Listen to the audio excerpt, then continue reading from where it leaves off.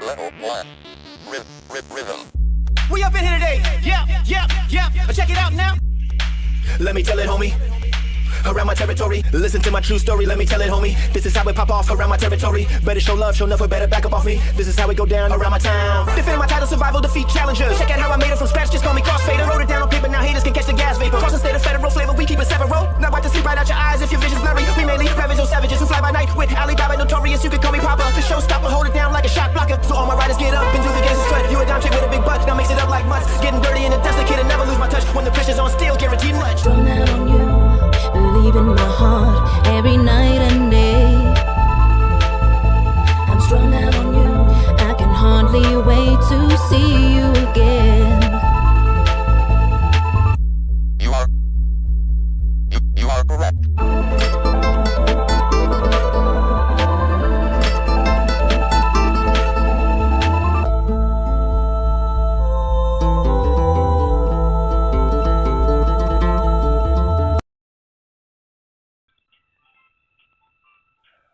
What's up, my players? Welcome.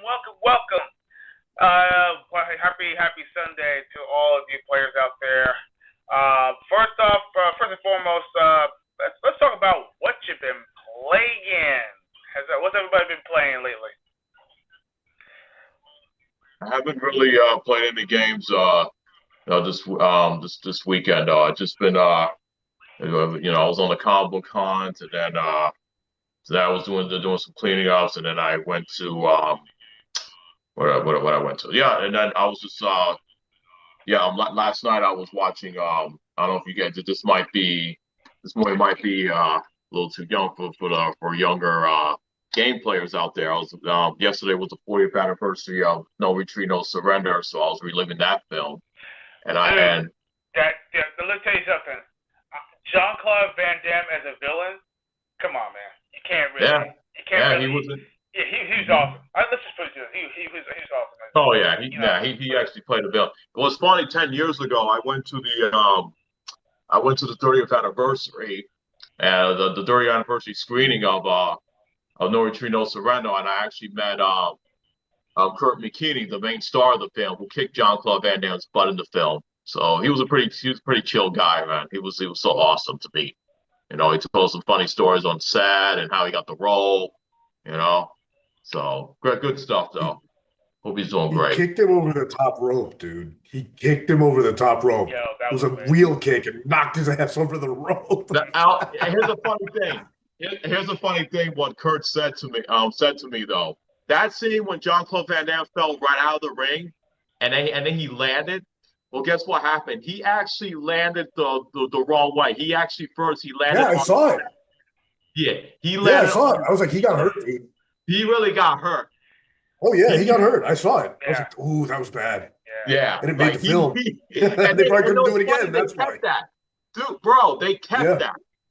They actually. Well, they probably couldn't do it again, dude. He hurt himself. No, they're not gonna read. They're not gonna. No, they're not gonna do it. They're like, we can't do it again. He's gonna hurt himself. I know. Dude, that scene was just perfect, though. It looked like he really kicked him hard. So I was like, okay, he got hurt. We're not doing it again. Check the gate. Yeah, Tony and I know about this stuff. We're actors. Oh, so. Yeah, of Dude, course. I watched the shit out of that movie. Like Leonardo DiCaprio and everything in Django and everything. When he actually cut his hand, he kept it all. They kept it all in. He's bleeding and everything. Shit. It was like, wow. Oh yeah. Yeah, and there was a part. Here's a fun fact though about some funny stuff though. In the Texas Chainsaw Massacre, and what happened was, at the end where the guy threw what was it, a hammer or a wrench at Leatherface, and then when Leatherface fell back, okay, and the chainsaw was supposed to cut his leg. The chainsaw actually burned the engine, burned the side of his leg, and when he screamed, shit. when Gunner he actually screamed, and that was him in pain, and they actually kept that. He was like, oh, Yeah, like because that. it's perfect. Yeah, and they kept that, but he really got hurt, but he took it like a It champ. happens, dude. So you know what though? So what do they say? You know, the show must go on. But dude. But if they find something that like if that person's like really hurt or something, like it's actually like they will take that scene and they'll just put it they'll put it in the film. They'll leave it in. They don't even have to do an extra take. They'll just say cut. So I'm showing that wonderful picture and thing of that that wonderful smile of yours and the thing with that Kurt McKinney. I'm just showing that off. Pretty awesome. Oh yeah. Oh, you're showing that off. Yeah, Okay. showing it off right there. Yeah, cool guy, man. There's actually before we go any further, there's actually a documentary that just came out, and Scott Adkins, I think he produced it or something. But it's called The Untold Story of No Retreat, No Surrender. And they actually invited like some of the actors that were in the film, and then they were going on locations where they shot it at and all that wonderful stuff. So I'm trying to find it though, but I know it was on Kickstarter, and you can get the Blu-ray from there. I don't know if you can still get it though, but I really want to watch that documentary because I want to see everybody how they're doing. I'm so interested in seeing that. Yeah, that would be freaking awesome. If you can find it, yeah, let me know so I can watch that. Yeah, I'm trying to find it. I really want to watch that though. And I heard that they're supposed to come out with something called The Untold Story of Bloodsport, and they actually invite some of the actors and some of the fighters that was in the film. I'm hoping they release that on stream though. But like I said, it's also on Kickstarter as well. So I saw that one floating around too. yeah, I think I do want to watch that though. This is always interesting of all these films we grew up as kids, and and then we finally got to see some stories that we never heard of. So but yeah, I want to hear what's up? I want to hear the true story of Bloodsport because it's well documented that Frank Dukes is a liar.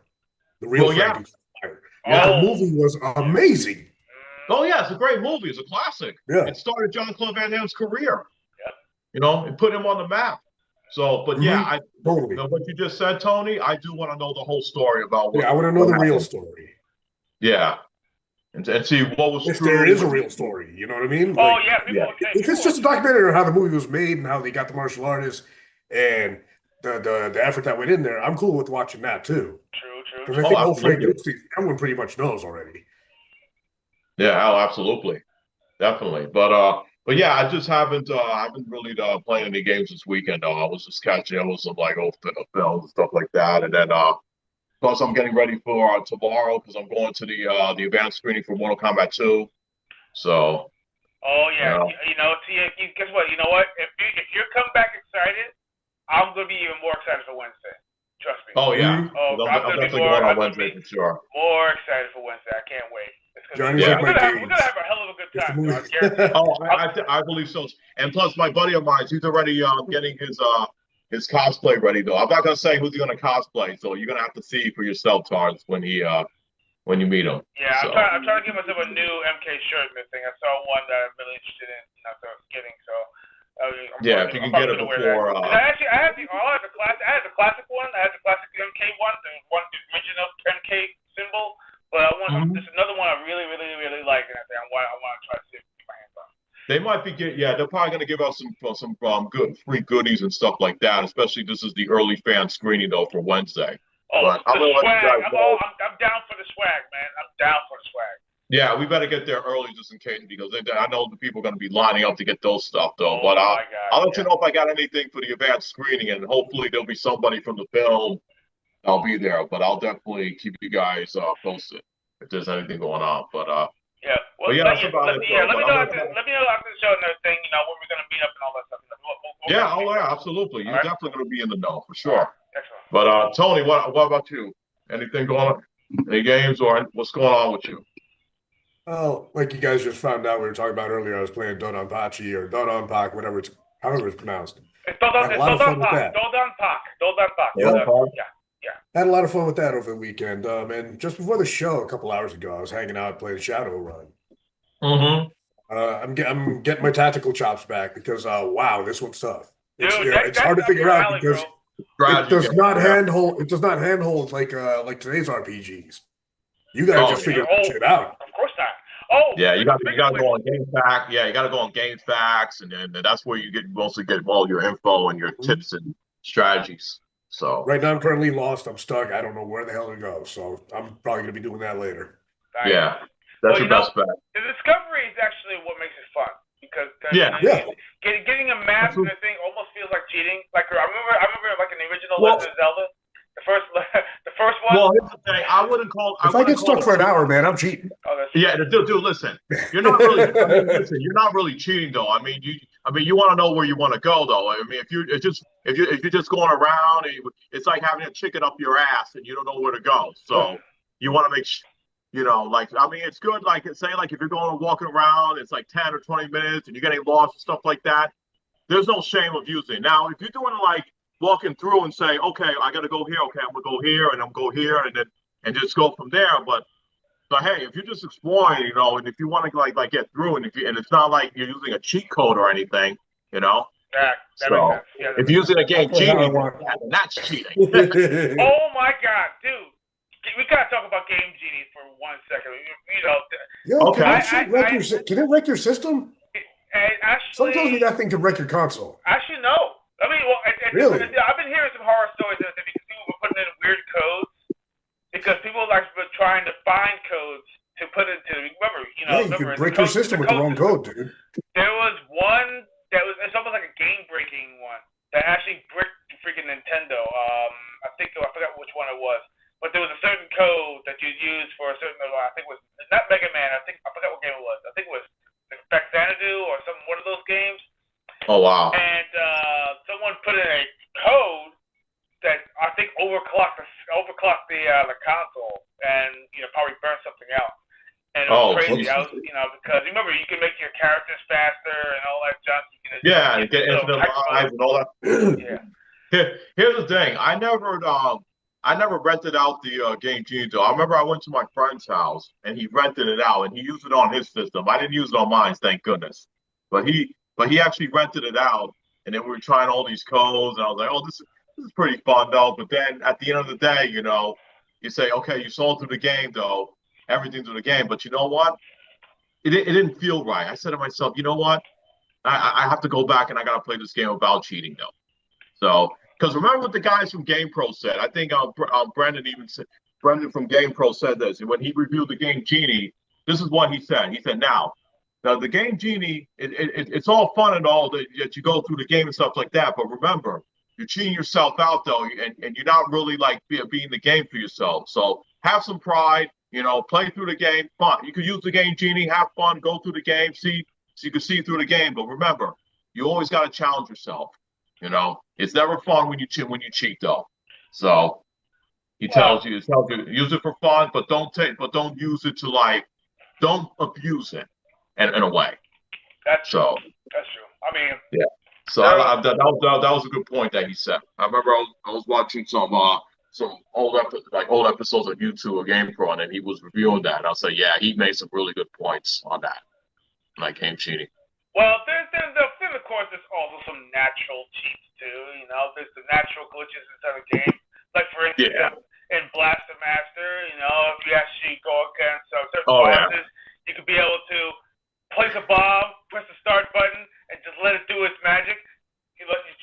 All you do is pause the game. You place the bomb, it hits, pause the game, walk away, get yourself a sandwich. Just sit right there. Chew on it, and I sit right there. I was like this. I was sitting at the screen, eat my sandwich like this, and then my sandwich is done. And then I drink my milk, and then I unpause it. Boss is destroyed. I was like, okay. Okay, I'll take it. I remember that one. I remember that one. People talk about it at school. Things like that are things of beauty, especially that. Yeah. You know, or better yet, in Metal Gear, you could actually go through certain walls and everything and actually get to the last boss. Or the cheating with the rations in the water. If you Oh, ever, yes! Oh, my God. You don't have the scuba gear, you just use the rations and keep going. Yes. Oh, my God. How does eating underwater give you oxygen? I don't know, but it works. It does. It does. It's freaking awesome. You know? In video game land, it works. Yeah, oh, good, my God. Good stuff. Oh, man. So, yeah, besides nostalgia, you know, like, what else? What else comes to mind before we get to no, nothing really. I think like maybe after the show, since I don't work tomorrow, because since I don't work tomorrow, so maybe after the show, maybe I'll just since the Mortal Kombat hype is real, I might pull out the Saturn, play some Mortal Kombat Trilogy and Mortal Kombat 2. So. Yeah, I've been hearing some very good reviews. People who actually watch the early showings. Yeah, no, a couple of my friends of mine who went to the LA premiere, they told me that this is way better than the first movie that came out in 2021. So I trust them. So compared to that's all I wanted. Better than the last one. Yeah. Good. Then definitely hype. Absolutely. Indeed. Absolutely. But that's just pretty much it for now. Maybe later on this week I'll probably pop something in. So. All right, cool. All right, well, might as well get ourselves started. Sure. And here we go. Hey, what's up, players? Welcome to another episode of Gaming Trouble. Happy Sunday to all you awesome players out there. And of course, I'm going to introduce our awesome panel. We're going to talk about the Neon Shogun. He is also about the best shade beard in the business. He's also about the ARPGs and JRPGs. He's also a mixed martial artist, and also he did some indie wrestling in his past. He is my Samoan brother from another mother. He is the one and only Tony San Miguel. What's up, players? How's your weekend? How's your week starting? Hopefully it starts well. And you got some games in. Did you guys see the title of this episode, chat? Oh. What do you think? I hope so. Me, I think we're going to get into that in this show today. So let's have some fun, fellas. I'm talking directly to chat, man. I want to know what they think. Okay, let's do it. And of course, we're going to talk about the one who's always about those awesome cosplays. He has actually won some cosplay tournaments, and of course, he's also about the knowledge about games. He is also an achievement hunter, and of course, he hunts those trophies as well. He has an amazing collection of statuettes, and of course, he knows about the genre as well. He is the one and only Johnny Alicea. What's going on, players? I hope you all had a great weekend and you got some games in. So this topic is going to be pretty interesting because, we were going back and forth a little bit on it, but this will be a good one. But there was some interesting stuff that happened this weekend. So, we're definitely going to get into it. There was some good stuff, but there was some controversial ones. So it's going to be a good one. So Stay tuned for that, please. Indeed. And, we're going to save that one for last, trust me. But first off, let's get into that gaming spit. Let's jump in with both feet. It's going to be an interesting one. First of all, that GameStop, people are saying that GameStop is scared. GameStop is actually, they're closing down stores, blah, blah, blah. Everyone's been hearing about it. Well, it turns out that GameStop is not stopping at all. Not stopping at all. They're really trying to stay afloat, man. I mean, this company is really on life support. But not giving up. But they're thinking about jumping into getting. What's this thing about eBay? Okay. Well, we're gonna get into that right now. I heard something about that. They said that this is actually according to the Wall Street Journal. they reported that the company is about to make an offer to acquire eBay. Now, you'll probably have or have not heard that GameStop is actually going to be going retro. And some of the stores are already transitioning to having people be able to buy retro games, classic games like Wii, Super Nintendo, Genesis, and yada yada, which is a good thing because most of the games right now are mostly digital, but physical media matters. You know that. Of course. And but they said that GameStop could make a buyout offer to eBay as soon as later this month. So this right here is actually just came out this morning. So the potential right now, I think they're actually market value right now is set at about $11 billion. And then, of course, eBay is bucks. Yeah, but eBay towers over it with about $45 billion. Now, I'm trying to figure this out. GameStop has less market value than eBay, but yet GameStop is trying to do a buyout to acquire eBay. Make it make sense. With what money? Really? That's what's jumping out at me. Wait, what? They're only worth this, but they're trying to buy out this, which costs more than that. I mean, maybe they're trying to do a merger. Who's coming up in the idea? Yeah. You know why GameStop wants to get into the whole retro thing? Because now they're seeing all these retro stores are popping out of nowhere now. There's more of them coming out, and there's more people. They're all on eBay. And they're all on eBay. You're right. They're on eBay, and then plus there's people, like I said, these people are going to all these mom and pop stores, all these retro stores that are popping out of almost everywhere now, and people are actually jumping into it. So, I mean, I saw a recent a video from Clayton Morris, though, shout out to him, and he was talking about now is the perfect time to get into retro gaming. And the video was like 28 minutes long, so I had it on the background. I was listening to everything, and he's saying that, yeah, because look at all the controversies happening. He was mentioning about the whole thing with Sony, with the DRM, and now the whole ID, which we're going to get to in a little bit. But now people don't even want to go online anymore. Like they don't feel safe going online. So they said people are going back and now he's been interviewing all these retro stores. And they said more people are starting to buy Nintendo DS systems and games, and they're buying Nintendo Wii's now, and then they're buying 3DSs and Game Boy Advance. And they said more people are actually buying these products now. They're trying to avoid the whole online thing. I've been hearing rumblings that Nintendo is actually starting to get on that dress of fear because I've been noticing that they're actually putting out deep discounts going to, I went to Target today, and then I saw a sign that said 30% off of a Switch when you buy the Mario, I think it was the Mario. They usually do that. They usually have sales like during May time. I don't know if you noticed that. Like I remember last year, I think it was around May, they started having all these sales on all their for all their games. Whether if it's Mario Odyssey, Mario Kart 8 Deluxe, and Donkey Kong.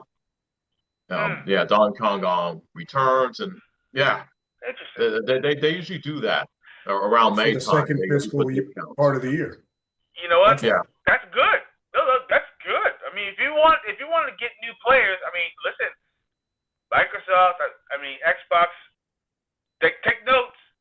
Sony, I don't know what you're doing. Sorry, I'm trying to figure it out. I mean, you guys were riding on top. You got no pun intended. And they were really trying. They were dominating the market, so to speak. What happened? See, this is what happens when you actually sit right there and you rest on your laurels. The company starts to get Alzheimer's and forgets who they are. Right. We'll get deeper to that. But getting back to the story, the company CEO Ryan Cohen could receive a $35 billion in stock if he criteria include increasing GameStop's market value to $100 billion. So that means if they get the acquisition of eBay, that could actually boost their market value by about $45 billion. So that's close to, that's close to getting their market value up to about almost $100 billion. If eBay is willing to take that offer. So basically, acquiring eBay will help evolve GameStop beyond its reputation as a video games and collectibles retailer. But here's a caveat. The company has experienced plenty of ups and downs. Remember that. In 2022, they already mentioned that. They mentioned in 2022, GameStop attempted to build a marketplace for non-fungible tokens. Remember that token thing they were trying to do? And then they just effed up at that point. So right now they're pivoting towards retro gaming. And since they're trying to ride those coattails, we'll see what happens. But it also closed down 400 retail locations, including the ones that are nearby me. So, if it does well, do you think they're going to be like Toys R Us trying to reopen, new locations again? I don't know. I have questions still. It's what you see. Yeah, what's up? What bargaining chip does GameStop have to purchase eBay? eBay seems to be holding all the cars. They're worth more. They have the more business. Yeah. What interest would GameStop be to eBay? I have a feeling, and this is my theory. You notice that a lot of retro shops are relying on eBay to get a lot of rare items for cheap, so they get cheap that's what they're and trying go to do. long. Yeah, exactly. So that's what they're doing. Yeah. They usually get them anywhere. They also try to go to like other. They still try to make businesses with other retro game stores. Like they'll probably like trade in items or make exchanges and stuff like that. So but sometimes on eBay, like I see places like some retro stores, like they'll work with you to get a price for a game, or sometimes they just they try to make a huge profit out of it. But I just don't see eBay going through this deal with GameStop. I don't see that happening at all, because what does it benefit eBay? I mean, exactly, that's what I'm saying. GameStop is on its knees right now, and what's like I said, GameStop to think they could buy eBay? Yeah, but I won't be surprised if the deal falls off. So, well, it's what I feel, because remember, this market is just got started. Right now, it's in its baby stages. Even though it's blowing up, it's still early. It hasn't even reached critical mass yet. So if GameStop jumps in early enough, I have a feeling that maybe that having eBay will sweeten the deal for themselves, and GameStop will become the trading hub of all things retro, and all these smaller mom and pop stores will be trading back and forth with GameStop and eBay in a sense. All right. And then I don't see that happening. I get all that, but yeah, what's that? All right, all this stuff you're saying with the retro stores and everything, that benefits eBay very well. Yeah, sure. So they can do that without GameStop. What's telling them to say, hey, GameStop, fuck off, this is ours, we're doing our own thing? Why is GameStop with less assets and worth less? How are they even in the negotiations with this? They don't have the money. They don't have the clout. eBay can do that without them. So exactly. How is this getting set up? I agree. Well, you know what? This is right here is just a wait and see. So we will probably find out more information about this probably in the upcoming weeks. Because like I said, this is brand new. If I was eBay, I'd tell GameStop to get the step in, but this is my money. That's what I would say too. Exactly. But right now, GameStop is actually at its high right now, because their stock is skyrocketing. because of this deal. So, Thank you. See, that gets my point, man. Yeah. See? And then eBay right now is also on the rise because of this deal. So, in tandem, I have a feeling that because of this merger, it's exciting the stock market and the investors, and the investors are like, wow, this could be This is market an manipulation. opportunity. So, It's market manipulation. So the money is still good. You know, it's just that because GameStop right now, they're trying to find ways. And since they're still in the game, and the CEO, he's a young guy, you know, he's not like a stupid, he's not stupid. You know, he's actually going out there, he's going after the investors. So you know for a fact that there's something brewing. Something must be some kind of investments, you know, that must be going on in the background that's probably either lending them the money to probably purchase them. Who knows? I don't know. But, you know, they still have hundreds of stores still open. Even though they closed down 400 of them, they still have some stores open. Oh yeah, of course they got some stores open, but how long will they last? Well, that's the thing. They're on I would say life support right now, but retro gaming now. But let me tell you something. You go to a GameStop right now, it looks more like a hot topic, you know. And here's the thing. Here's the thing. The other day I passed by over there, and I've been seeing a lot of kids. They're going over to GameStop to buy Pokemon cards. You know, people are buying a lot of Pokemon cards. That's like the big thing right now. That's like the huge thing right now for GameStop. And we're gonna talk about that. We're gonna talk about that. It's like GameStop is like losing its identity. You know, it's like they might as well just call it something else. And because I don't see Toy Stop. They're known for more like game related trinkets and cards. Yeah. Trading cards. You go in there and then there's they're less about the games. T-shirts and it's like paraphernalia stop. It's losing its identity, you know. So I don't know. I don't know. This whole retro thing that GameStop doing, I don't see anything like good coming out of this though. I mean, it sounds good on paper to them, but the reality is I don't see it working well for them. Have we heard from eBay's side or only GameStop side? I want to hear what eBay has to say about this deal. You know what? I was looking for information about that on the eBay side. I haven't heard anything yet.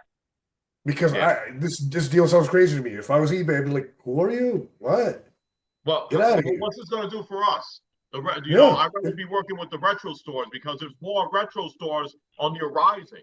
There's retro stores opening up place to place. So if I was eBay, I focus on those stores instead. Why am I going to focus on this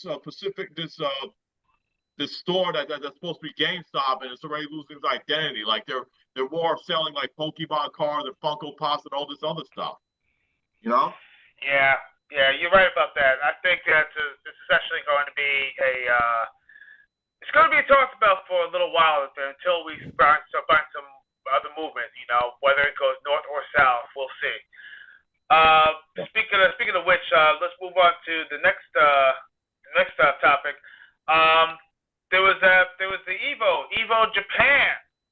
Yeah. That happened over the weekend, and some great battles, and of course we heard that they got some good announcements. Great announcements. I should mention some great announcements. You know.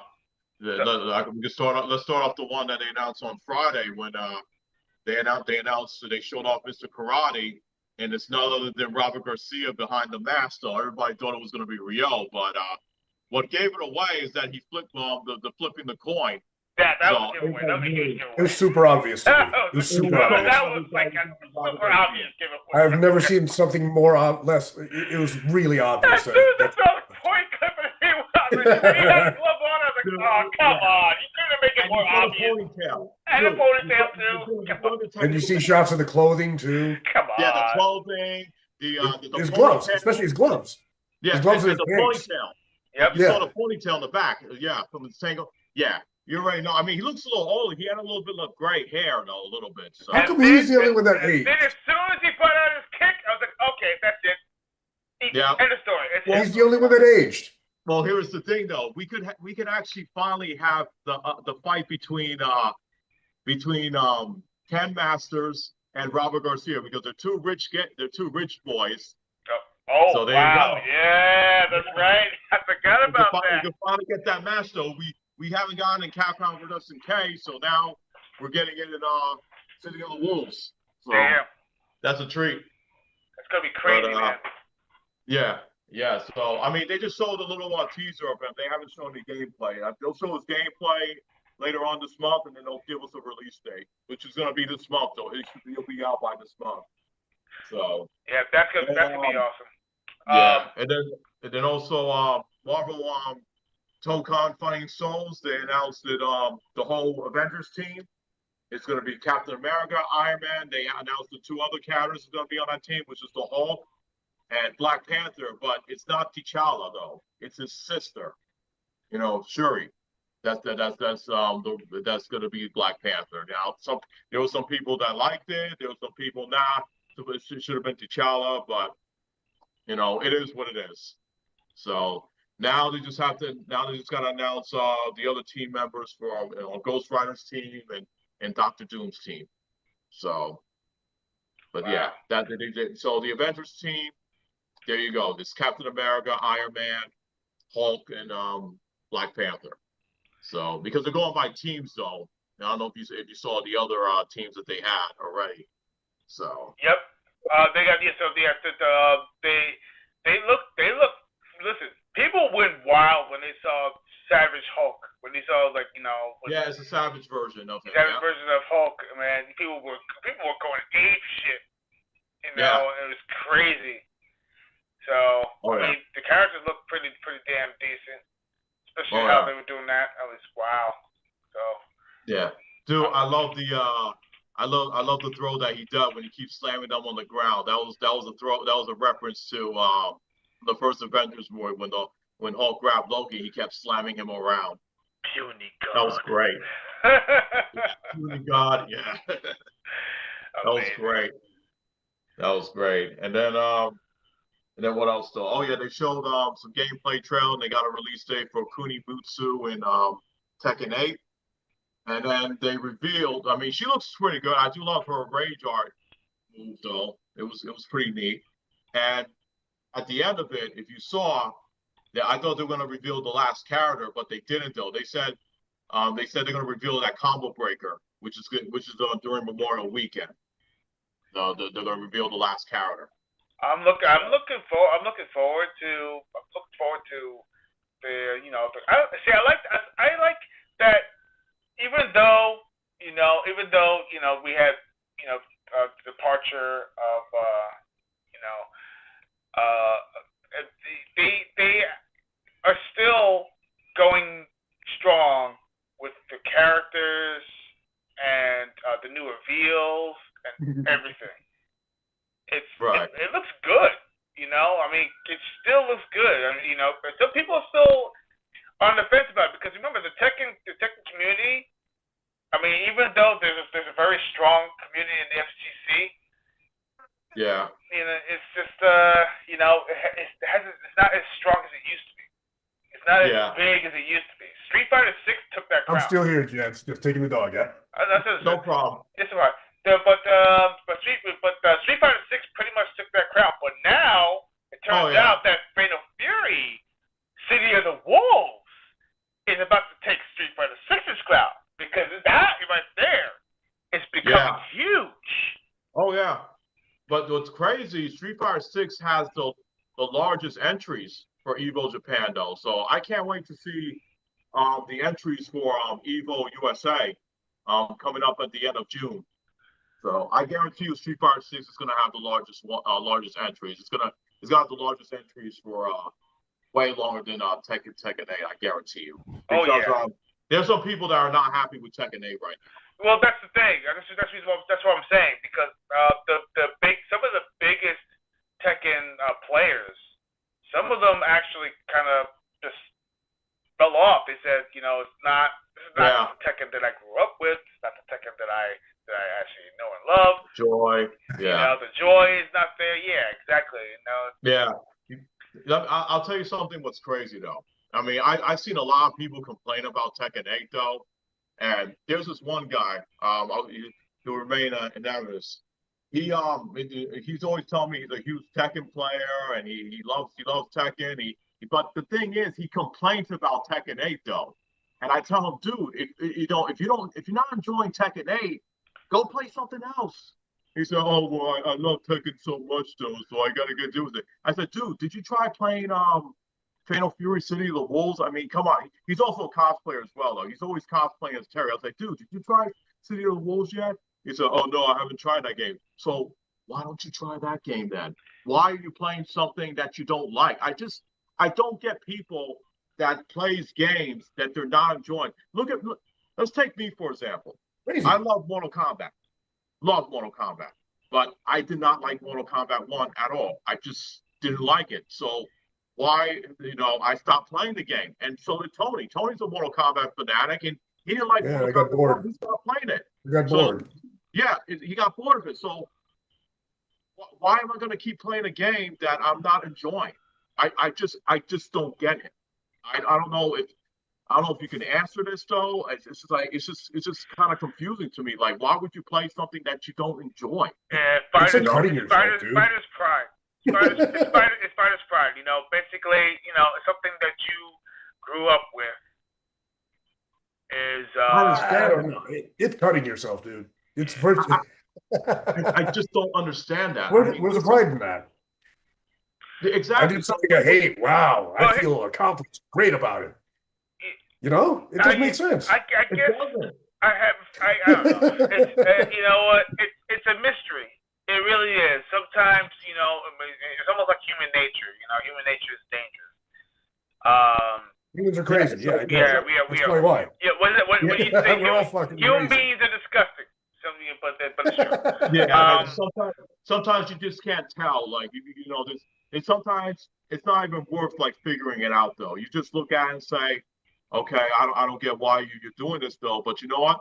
I'm not gonna do it. I'm not. It's just something that I'm not enjoying. I'm not gonna continue. I'm gonna go play something else that I'm actually going to enjoy. Life's too short, man. Yeah. Go out there and enjoy games that you want to play. I mean, you play it. If you don't like it, then just don't play it anymore. Why torture yourself? Yeah, you're right. Feel free to go. This sucks. Changing. Exactly. Video games. That's all it takes. That's all. This sucks. Be something else. Yeah. So Bet shows. I just had to mention that. Bet just came into the chat and I think, what's going on, Bet? How you doing, buddy? He has to put out some very good points. Yeah, no, that's all dude. I'm in agreement. He says that if GameStop buys eBay, I feel eBay will be in bad shape. He has a good point.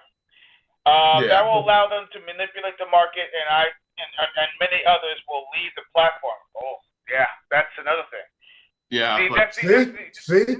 That's what I was saying. Yeah. So, and also it says exactly. GameStop is trying to stay relevant. That's probably the reason why. So eBay's popularity, with the eBay's popularity, they feel like they'll give GameStop a boost in some way or capacity. Then he also mentions I don't see this as a move that saves them.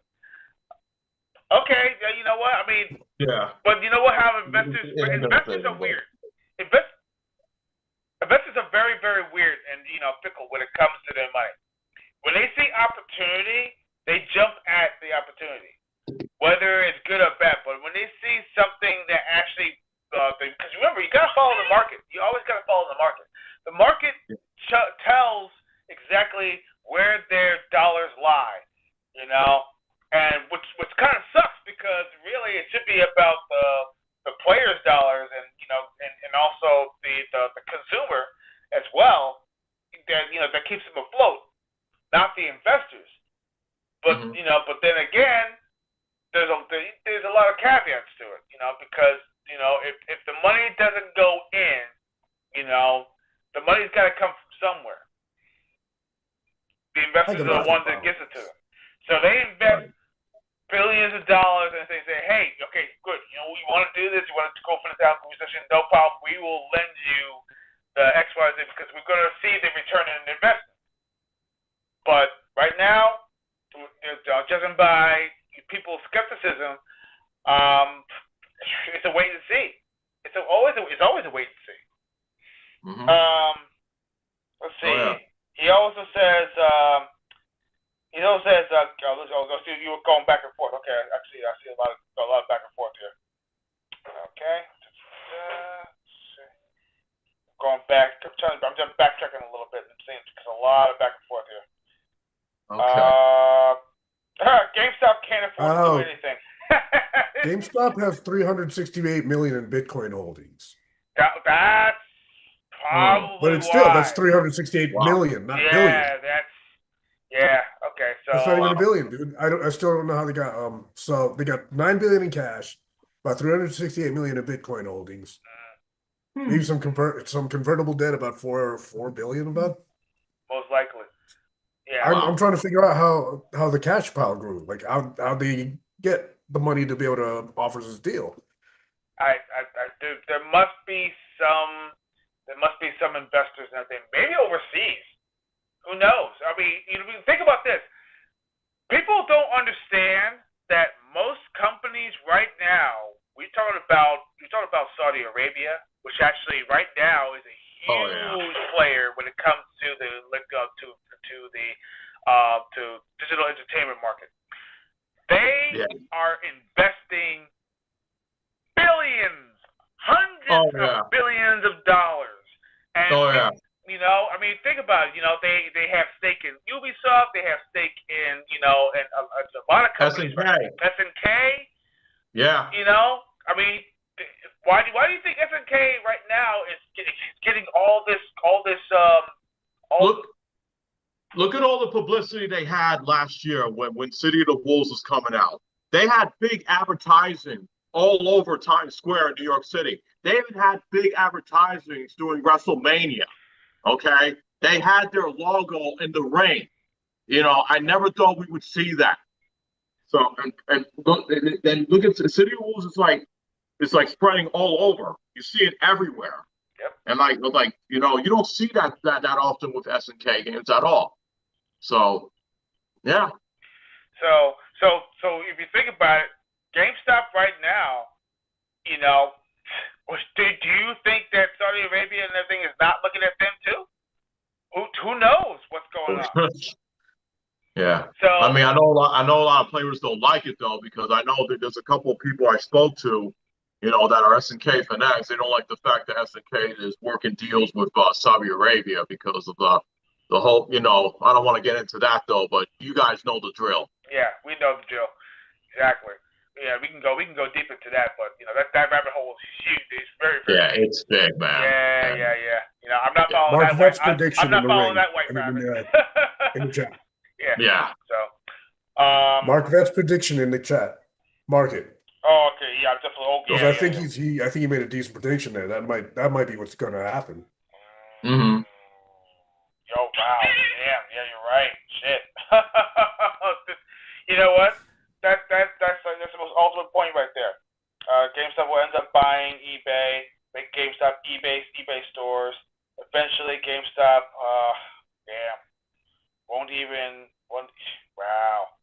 wow. They've lined up 20 billion in debt financing, but still, debt financing commitments. Yeah, exactly. I'm still not getting that 56 billion. Where the hell did they get the money? 125 for eBay share. Okay. Yeah. Right. 9 billion in cash plus some Bitcoin. That's under 10 billion right there, plus another 20 billion. They still don't have enough to bring to the table to offer, hey, eBay, we own you. Yeah. So do you think they're actually doing what you call the bait and switch? Kind of like, oh yeah, we can do that, but I think it's market manipulation, dude. There's gonna be a big pump and dump happening. This deal's gonna fall through. People are gonna short the sale. I hate that term, but it's so relevant. It happens so much, dude. That's what it is. All these sharks. It's a pump and dump. You know the term shark, especially when it comes to. There are so many sharks in the water right now, and they call them whales. The whales are the ones The whales are the ones that actually They're the ones invest who hold billions on, of yeah. dollars in that thing. They pump the stocks up by buying in, hundreds and billions of dollars worth of certain stock. They invest it. They put it in there and watch the markets rise. And it gets to a peak. Once it peaks and it actually literally hangs there, they dump. In other words, they'll literally buy back all of that, take all that stock and everything, and they'll sell, and they will sell like literally almost 70% of whatever they invested in, but because they already got the return on their investment plus whatever they actually got risen in there. I mean, we can go on and on about this, but this is exactly what's going on. It's what's happening. It's happening everywhere, and that's exactly what's happening. Even in the gaming market, is the same thing. They invest they had heavy investments in AI and everything. Now people are not really talking about it much. Oh, don't get me started on the whole AI. Yeah, but it's true. Yeah, I'm not saying you're wrong, but yeah. Yeah, but that was like almost like a what do you call that? That was like a the light chalice, the chalice in the hill. They throw it looks like a chalice, but when you get there and everything, it's not exactly what it was, kind of thing. Yeah, this is exactly what's going on. They always seems to be happening in this market, and it sucks for the little guy because they're like, oh, but how come? You gotta have you gotta be in the know. This screams pump and dump to me. Yeah.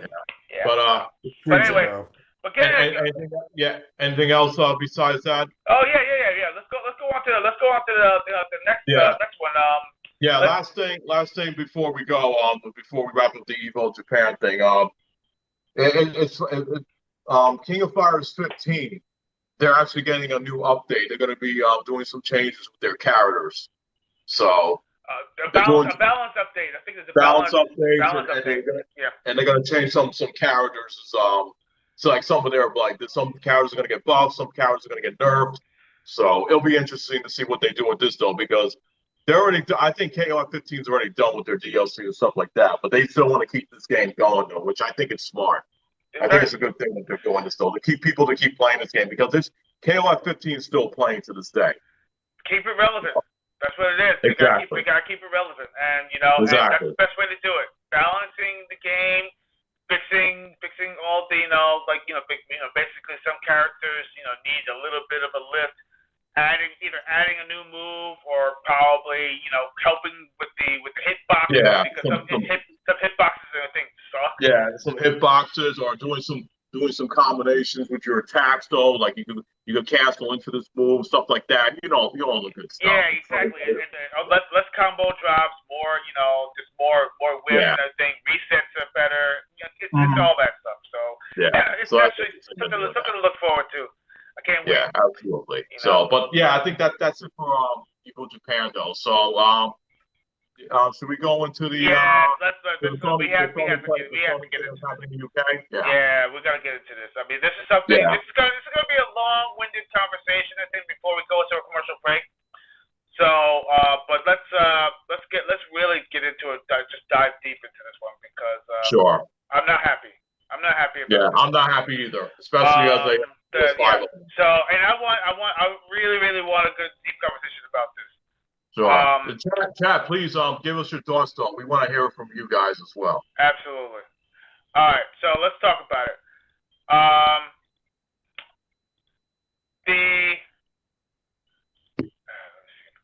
pop that up. Get the screen going. You like me to share it or no? Yep, I got it. No, I got it right now. Okay, here it is. So, the UK right now.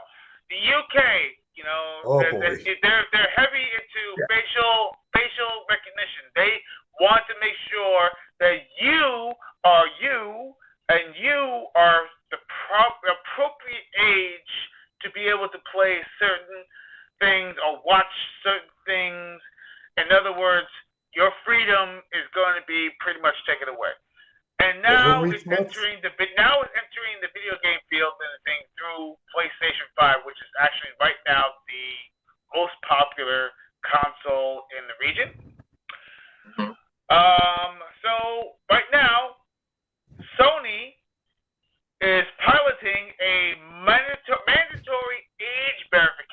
for PlayStation 5 users in the UK and Ireland. With facial scan as one of the 3 allowed methods. Read this carefully. With facial scan as one of the 3 allowed methods. This is only one. Alongside government ID and mobile number verification. So, but now, this rollout is supposed to start next month in June for UK adult accounts. That means it's still coming. It's still happening. It's still happening. But they said the reason is because they're coming in compliance with the UK's Online Safety Act and the EU Digital Service Act, aimed at preventing children from accessing age-inappropriate content. Now, I don't know about you, and this is a big elephant in the room. We're talking about, trunk and all. And shit. This is something that's like what you call the ultimate extreme. They're going to be parenting your children by pretty much preventing everybody access unless your facial recognition, by facial recognition, they have to store all this stuff. Now, you know about all the breaches that PlayStation's been having. What gives you, the notion that maybe a hacker might do another one? They'll actually get information, including your face, with all the AI that's been going around. I mean, pretending that you are not you, kind of thing. It's scary. It's scary, man. And horrible. It could happen. If we're talking about the possibility right now, is pretty damn high. So the scope, I want to go into this further. You can still play games, buy from the PlayStation Store, earn trophies, yada yada. All this, they're pretty much doing sweet talk here. But the messaging, voice chat, broadcasting, and in-game features will be blocked until you verify. So you won't be able to do no voice chat. You won't be able to do no online gaming broadcasting. You won't be able to do some in-game features. That means if a game, you have to play online with this game, you won't be able to play it until you show that, hey, you are you, and you are of age. They want you to show some ID. Yeah, exactly. This right here is a huge violation of the freedom, of freedom, in period. Yeah. Now, the fear. The UK is in a shit state right now. My God. It's so freaking terrible. I got friends over in the UK right now, and I feel so bad for them that they're going through this crap. I've been to England twice already. All right, I've been to London twice already, and it's a beautiful city when I was there before all this nonsense happened. And after seeing all this happen of what's going on, I said to myself, I don't even want to visit London anymore. After all the crap that's been happening over there, I see people, when they said something about London or said something bad about England, when they get off the plane, they already got officers there ready to arrest them. Like, what's going on? You want to know a funny story? And this is real. This is real. Go ahead. I like to hear it. They arrested a mannequin. They arrested a mannequin. I kid you not. Get out of here. This is not a joke. It is not no way. Come on. a joke. They arrested. Are you grabbing my ass? You're grabbing my ass. They arrested I never heard this. Go ahead. I gotta hear it. Go ahead. They arrested a mannequin because it offends the Muslim community. They have nothing against Muslims. Oh my goodness. But serious. Their police force over there is a joke. Oh yeah. I'm just gonna be real. It is. They're pathetic. And basically that right there just shows you how ridiculous the laws are over there. But that's neither here nor there. We're not trying to get into politics here, but yeah, no. But the thing is that it's affecting all the game players over in the UK right now, and it's just terrible because now they don't have any freedom pretty much though. So you tell me that I can't even chat with my friends and I can't even play online because I got to show some kind of identification. I'm like, and that identification could be sent to like somewhere else. What if Sony gets hacked again? Papers, please. Exactly. I must see papers. Let me see papers, please. Okay, and the thing is that what if Sony gets hacked again, and your identification's right there, and then one of these hackers can get a hold of your identification, and your what's it called, the pay thing? I forgot the pay ID thing. What if they get that pay ID and then that's directed to your bank? Oh, you're screwed if that happens. You're done. All your money could be gone after that. So, right now, the three methods to verify your age is facial scan, ID verification, and mobile number.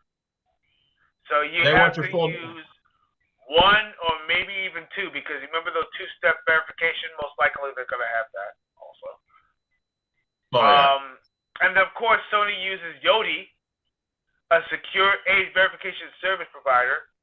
That company is oh, jeez. It's like pure evil, because Yoti. If you heard about what Yoti actually is, an AI-based program that literally goes through pretty much all your information. All your information, yeah, pretty much everything. Yeah, everything.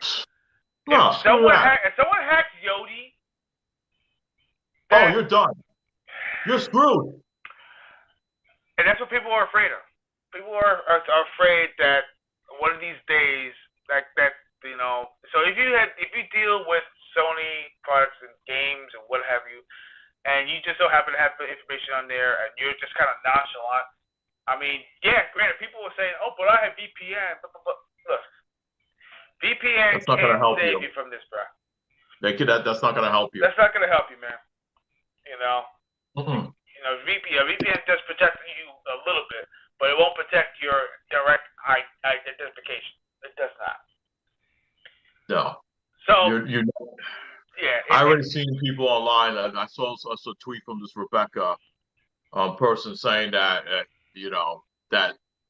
I think she said something like she's probably gonna stop playing PS5 from now on. And I'll tell you what though, as a PS5 owner, if this ever comes to the States, I will get rid of my PS5 immediately and delete all my information.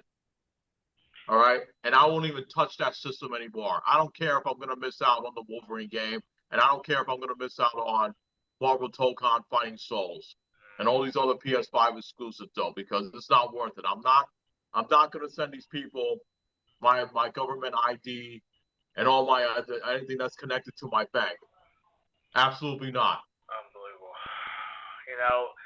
So right now, this is what happens if you don't verify. If you don't verify at all, so you try to kind of skip the system, the communication features will cease. That means it will not be available at all. That includes the console, the app, and also the websites. Also, the in-game features, some in-game features such as Party Play and also UGC tools, Universal Game Console tools, will also be restricted. Core gaming functions, though, such as playing games, storing access, and also trophies, store access will remain unaffected. Now, here's the catch-22. most games, not all, require an online verification. Now, remember that 30-day check-in thing that they were doing? Oh yeah, of course. Okay. So you're basically screwed. Yeah. So you're done. You see the double-edged sword right there. You need the verification that you own the game. But the only way to get the verification that you own the game, you have to be online. And the only way to be online is to actually show your identification. Oh my God. Because I don't know if you noticed, though, a lot of games nowadays is that they want you to make sure you agree with everything before you get to the main screen. Oh, man. A lot of games are doing that. What a Wilson web we weave. Yeah. Oh my. This is really going to bite them in the ass in a huge long run. I'm telling you right now. If they go put through this, it's not just England though. I'm pretty sure they're going to affect this all over Europe as well. Because I see some people from France are really nervous about this, and they think that's going to come to their country as well. And I won't be surprised if it does. Because France is in a tough state right now as it is. Sony, I'm disappointed. I'm disappointed in your company. I'm disappointed because I know you have a huge investment in the UK. I know you have a lot of investments in Europe right now. I know you do. But this right here is not the route you should go. Now, I understand they're trying to abide by the law. Remember, this is law. This is law. The Online Safety Act and the EU Digital Service Act, that right there is law.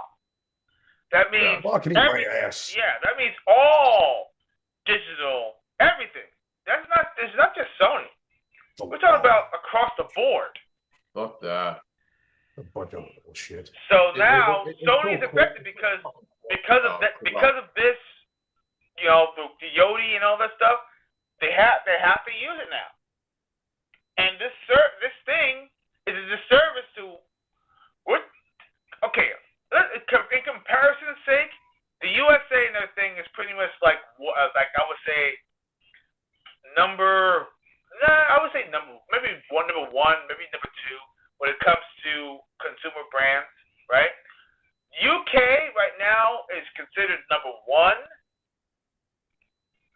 When it comes to consumer brands because of their connections with Japan and Germany and all that. So they have that hub. The hub is there, and that's the reason why they have that huge chunk right there. But because of this plan, you are going to have a disservice in the thing for many, many players out there. But the thing is also because it's law,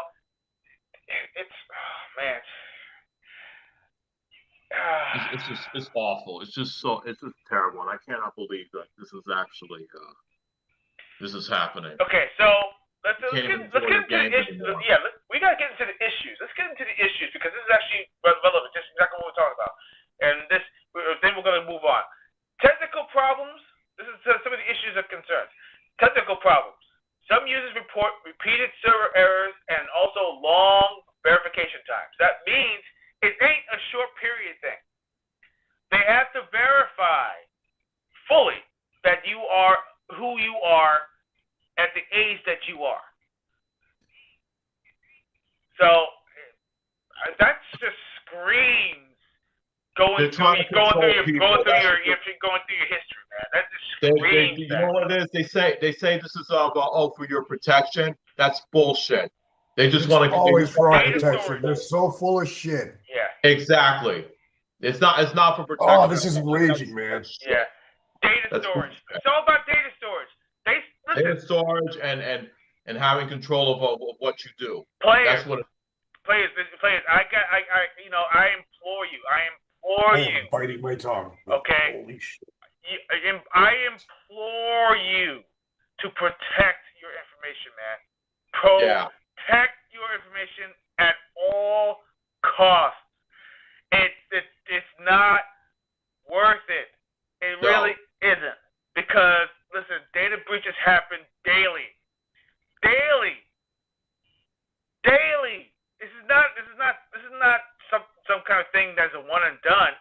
These are small companies that get hit all the time. But we're talking about big companies. So these are big companies. Not mega big, but it's still a big company. Yoti is a company within itself that deals with all this information right here.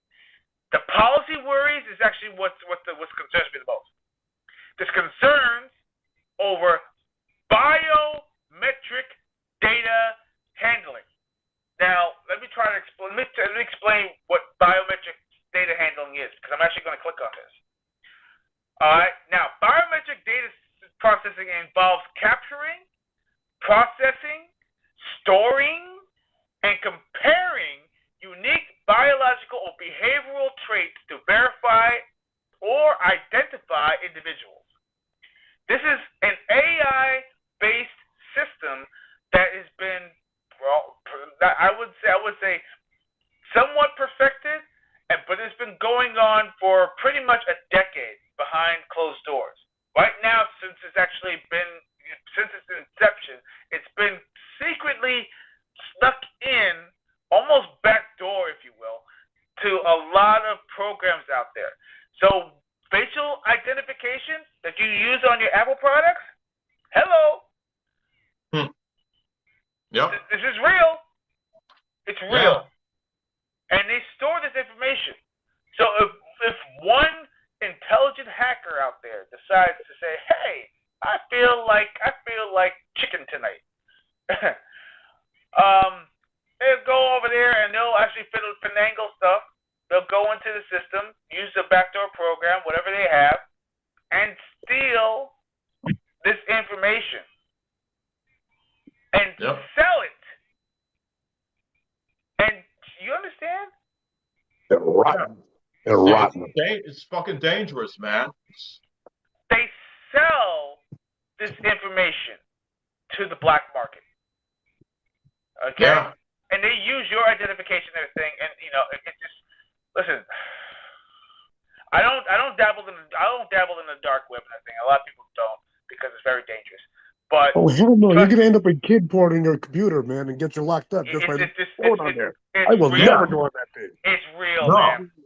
No, you don't want to go down that hole. It's not even worth it though. Especially of a game console that's actually for this. Like, what the fuck are we doing? Oh God, I mean, right now, I'm biting my tongue because I will say some things that'll probably get us banned. Oh yeah. This is so real. This is so real. And the fact of the matter is, protecting your kids is highly important, and it really is. But is it really? That's what they're using to be able to pull this shit, man. They're playing off your fear of protecting your own kids. Oh, yeah, exactly. Yeah, they just want to protect your own. It's all bullshit, like I said earlier.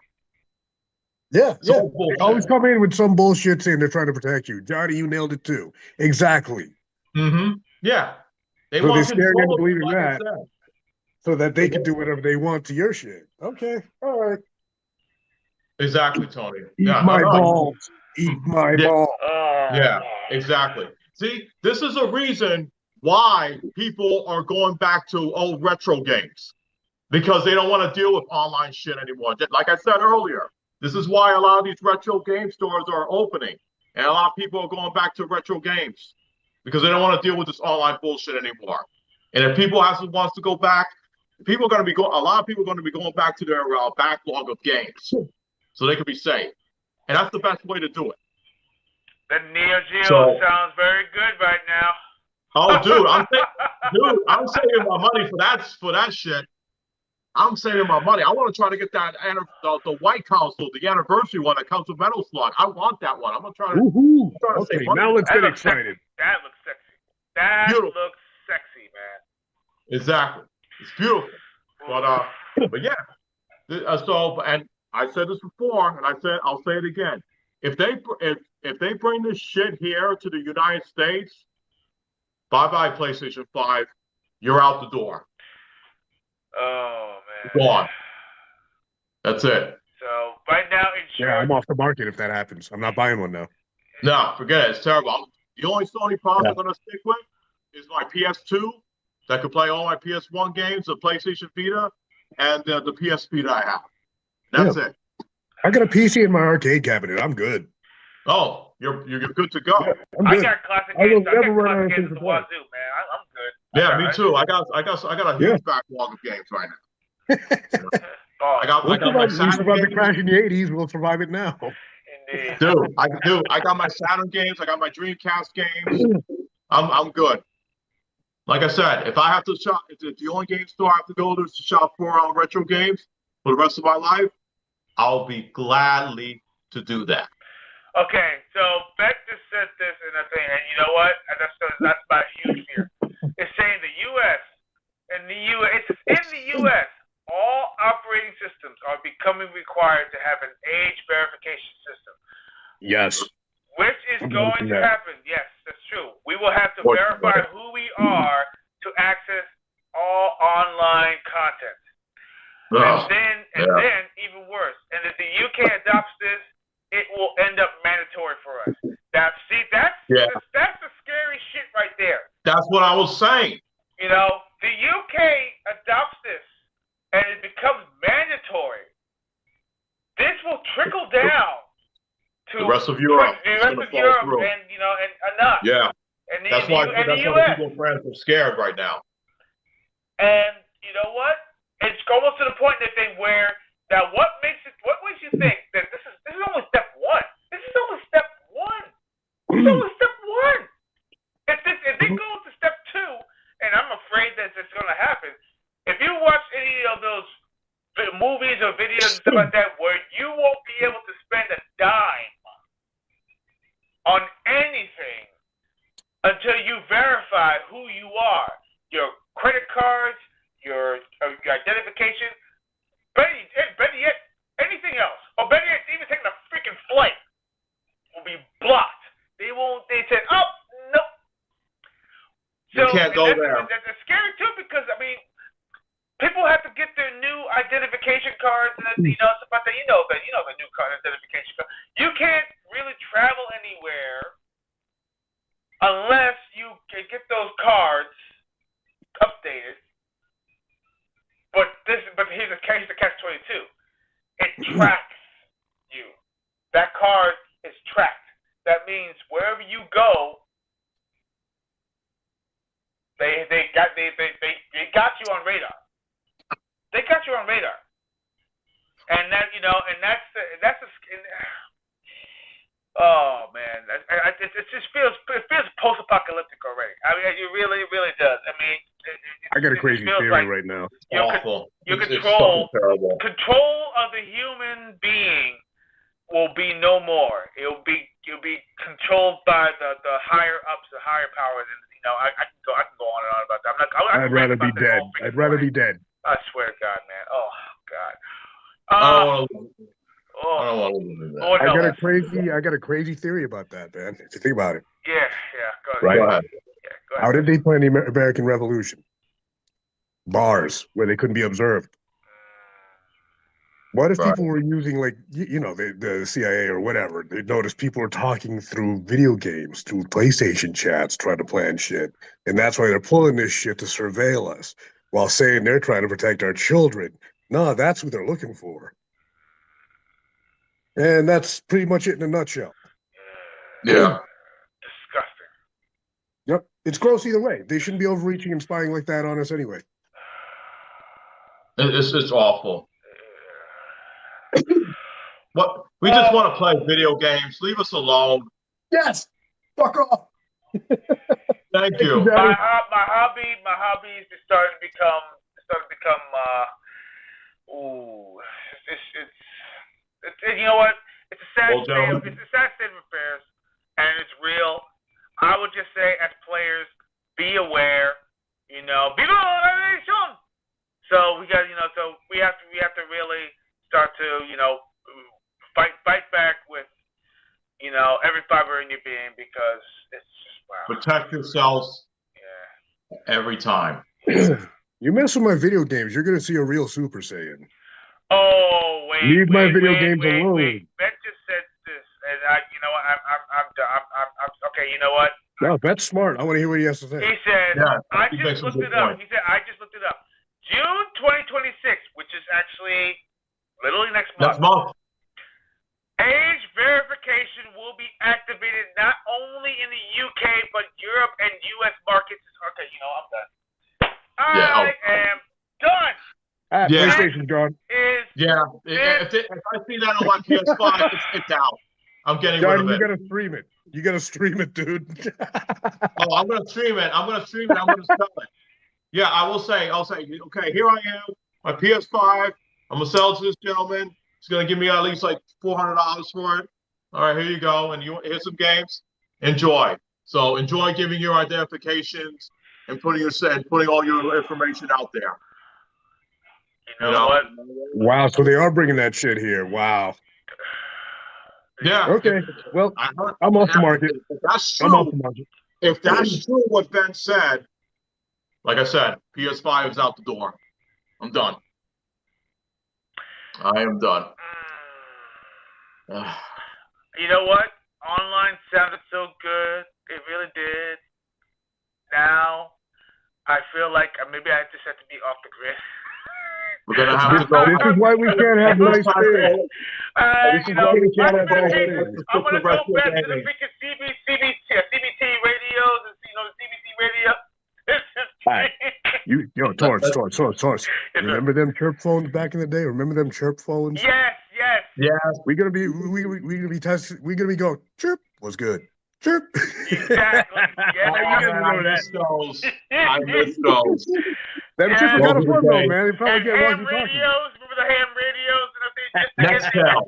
Oh my God, man. All right, I'm gonna go find my old chirp phone. Oh my God. Oh man, Nextel, man. Oh man, Boost Mobile. Remember Boost Mobile? Yes, Where you at? Boost Mobile. Yes, I remember that. Where you at? That commercial with Fat Joe. I had one. I had one. I had one of those. What's good? Hey, where you at, man? Let's go. See, we gotta bring that energy back, man. We can't start the week like Wait, this. I remember I had it in my pocket and everything. I was in the middle of a conversation and everything. I'm like, what the? Oh, come on, man. Now? Or better Yo, my friends would do that to me while I was at work. I'm like, yo. Remember when we were in class and everything?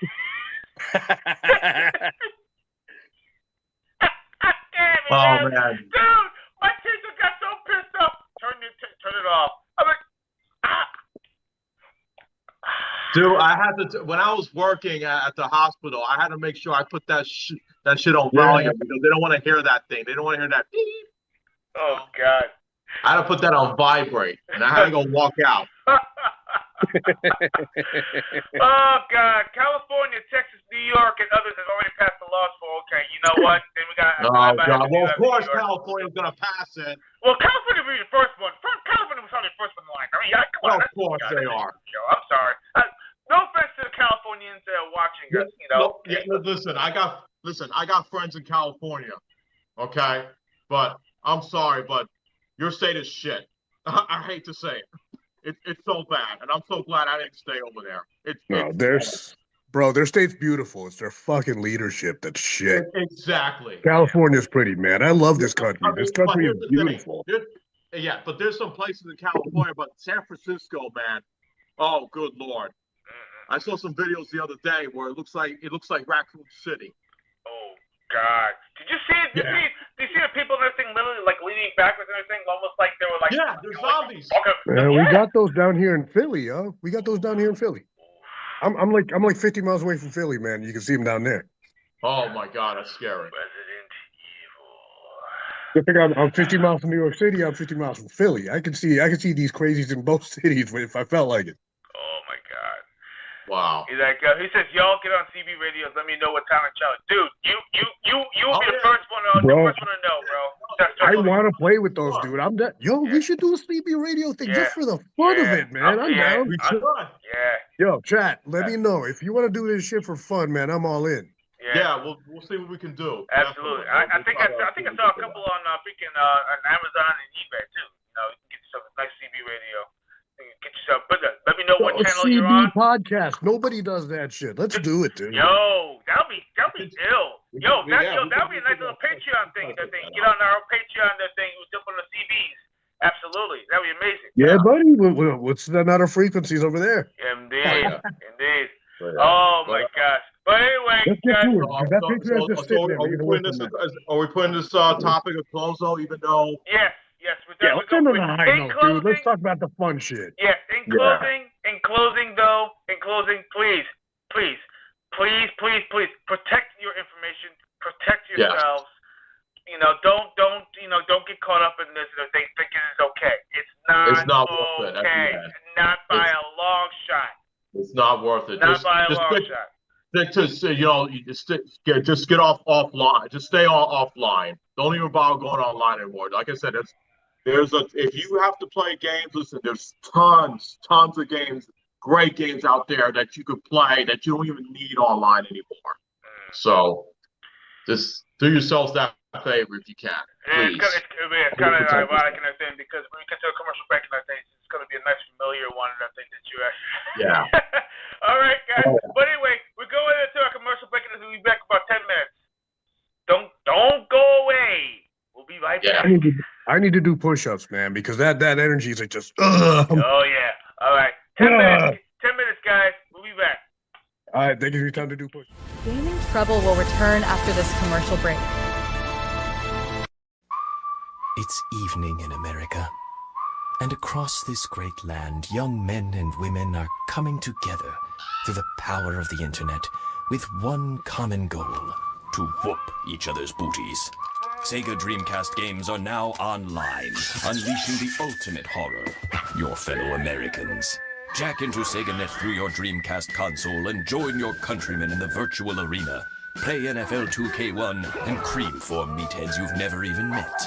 Play NBA 2K1 and school some farm boy without suffering the scent of livestock. Or play Quake 3 and waste some Jersey punk from the sanctity of your own home. And so, America, SegaNet is born. And suddenly we are one proud nation, indivisible, united in the pursuit of whooping booty.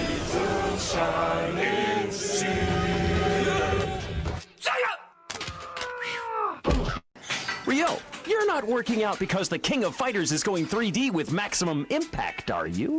King of Fighters going 3D? I don't know what you're talking about. King of Fighters Maximum Impact. An all-new creation combines classic King of Fighters 2D gameplay with breathtaking 3D animation. 14 classic fighters, 5 new warriors. It's all right, just a little paper cut. King of Fighters Maximum Impact. Hail to the King. Rated T for Teen.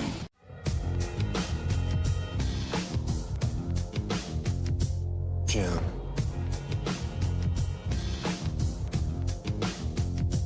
Jam.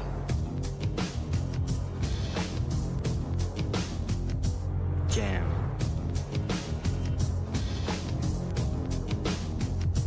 Jam.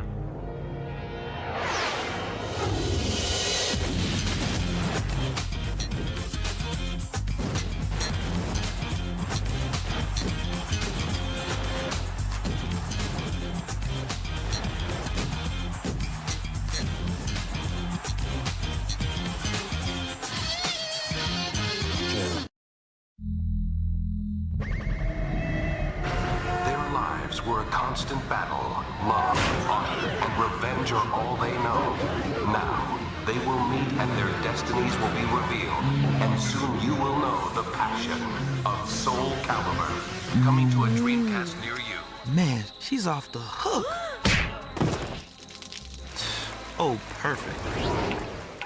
Soul Calibur on Sega Dreamcast. It's thinking.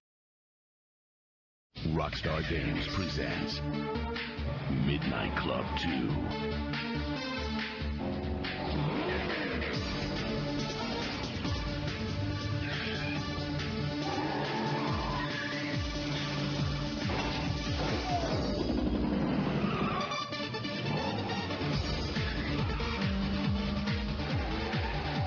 Out now for PlayStation 2, Xbox, and PC. Midnight Club 2, rated T for... It's a whole lot more for... Mickey has friends wherever he goes. Not here. Mania. No Goofy. No Minnie. No mercy. Okay, so your folks may act a little weird when they see you've got Stimpy's Invention, the new Ren and Stimpy game for Sega Genesis. So tell them it's the only game where Stimpy's mutato-matic invention explodes and warps the town, spreading giant flamingos and twisted lawnmowers everywhere. And you can be Ren or Stimpy and team up for crazy cartoon powers like the Boomerang and Chopper Pilot. Hey, it's cooler than powdered toast, man. I just hope there's none of those disgusting hairballs. Stimpy's Invention, new for the Sega Genesis system, each sold separately. The Sega Genesis has blast processing. Super Nintendo doesn't. So what's blast processing do?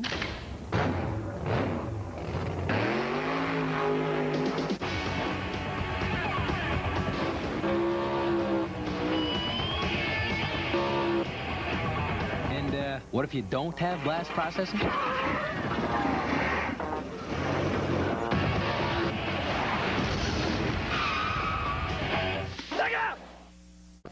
Now, when you buy the Sega Genesis that comes with Sonic 1, you'll get Sonic 2 absolutely free. Sonic 2 handles stubborn stains, embarrassing bald spots, no problem. It even slices and dices, makes thousands of julienne fries. But wait, you can play it too. This free Sonic 2 is a $54.99 value. You get 2 Sonics for the price of 1. Sonic 2 fits easily into any tackle box. Made from a space-age polymer plastic for years of family fun. And pets love it too. Buy the Sega Genesis that comes with Sonic 1 and get Sonic 2 free. Act now. Wiener Dog Sweater sold separately. Introducing Castlevania Bloodlines for Sega Genesis. The most horrifying vampire hunt ever. 2 new heroes, plus hordes of evil enemies and ghastly ghouls. It's intense adventure from Konami. Day 19. I am concerned about the crew. After all, Echo the Dolphin is not just a game, it is an adventure. The graphics are so real, they don't want to go into the sea anymore. 27 levels of danger, mystery, and beauty, all through the eyes of a dolphin. Simply brilliant. Thank goodness, my trusty skipper Pierre has no interest in this new game.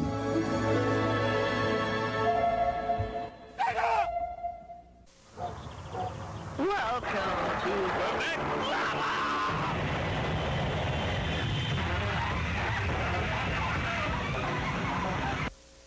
Said he was going to be right back.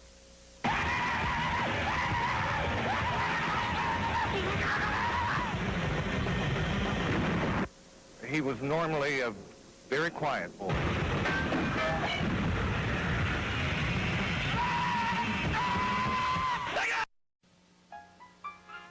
Young Bobby Engels has a problem. He needs to earn the respect of his peers. So he gets Sega Genesis, the ultimate action system.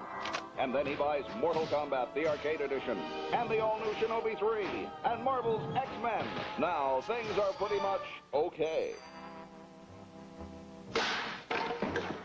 I said chocolate chip.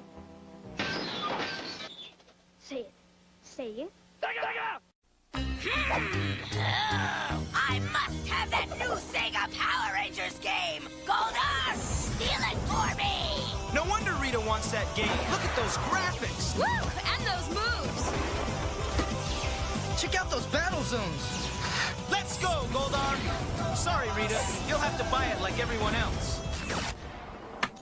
Huh? Sega!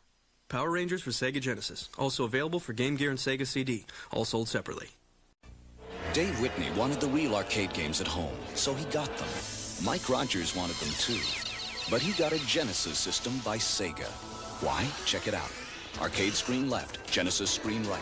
If they look the same, you've answered correctly. Besides, Genesis has real-life action in sports games, flying games, and adventure games. The hottest library going. So if you want real arcade action, there's only 2 ways to get it. Dave, we got your golden axe! Or get Genesis by Sega. We bring the arcade experience home. Sega presents one champion of good, one pawn of evil. It's Sonic and Knuckles. Not only is it the greatest Sonic game ever, it also comes with lock-on technology. Plug in Sonic 2 and use Knuckles to play in a whole new way. Plug in Sonic 3 for 34 megs of power, new worlds, and surprise endings. Sonic and Knuckles with lock-on technology, only on Sega Genesis. Sonic and Knuckles, other game cartridges, and Sega Genesis each sold separately. What's the hottest 16-bit video game system with true arcade games, great graphics, real challenge, stereo sound, and the hottest library too, with games like Altered Beast, Golden Axe, Super Hang-On, Forgotten World, Space Harrier 2, Revenge of Shinobi, Tommy Lasorda Baseball, Buxton, Last Battle, Arnold Palmer Tournament Golf, Super Thunderblade, Zoom, Thunder Force 2, Ghouls and Ghosts, Mystic Defender, Rambo 3, and more. Genesis from Sega. Genesis, the new generation in video games. Oh, cool. I heard Matt got a Sega Genesis. I heard Matt got a Sega Genesis.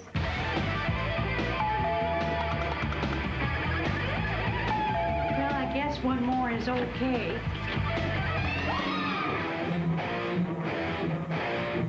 The Sega Genesis. Game cartridges sold separately. Yo, he goes slow. He ain't no fool with that Sonic speed. He just always cool. Sonic the Hedgehog. No fool. Come on, just show me what you got. Going fast is cool, going slow is not. Sonic the Hedgehog. No fool. Wild game, dude. 7 danger zones. You and Sonic speed through, or you are toast, son. Sonic the Hedgehog, the hot new game from Genesis Games. Systems and games sold separately. No fool. Absolutely Sega Genesis. Do it, save the day. Baby, what's your game? Quackshot starring Donald Duck. Sega Genesis. Streets of Rage. Sega Genesis. Go with Quackshot, Streets of Rage. Just 2 hot names of the games. Sega Genesis system and games sold separately. Welcome back to Sega Sports. Hey, we're talking baseball. Sega Genesis Sports Talk Baseball. Sandberg's facing Ryan. Here's the voice of Sports Talk Baseball. 291. High drive. Sierra back. What a catch, baby! All the superstars are here, Dick. Canseco, Clark, Dykstra, Franco. Ripken's up. Back to the game announcer. Inside. Ball 4. Keep on trucking, baby. Look good to me, Dick. Don't give me any lip, buddy. You're out of here. Football is next. We went to the big guy. We laid the whole thing out for him. We told him we had this great idea for a new game called Sonic and Knuckles. It's Knuckles in his own game. Plus it has new technology. Lock-on technology. So you can play Knuckles in Sonic 2 and 3. It's revolutionary. He just laughed at us. So we sold the whole thing to Sega? Who's laughing now? Batman! Genesis brings you the dazzling powers of the Mystic Warriors, the Ninja, in Revenge of Shinobi. And 16-bit arcade racing action with Super Monaco Grand Prix. 16-bit arcade combat, skills, strategy, reflex, and rivalry. Experience the ninja magic of Revenge of Shinobi and the exhilarating rush of Super Monaco Grand Prix for the Genesis system. Sega Genesis brings the arcade experience home. Genesis system and game sold separately. The designers of Sega's new World Series Baseball set up cameras to capture what it really feels like in a Major League box. Then made it so you can pick any Major League team in any ballpark and made it have all the players, even the guys riding the pine. So with Sega's new World Series Baseball, everything happens, well, more like it does in real life. Hey, Ricky! Oh!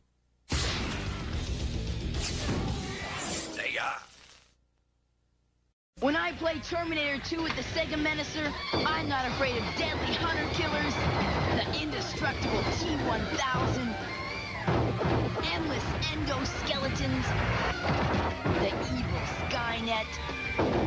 Nothing. Bobby! Come give your Aunt Bertha a big kiss. Well, almost nothing.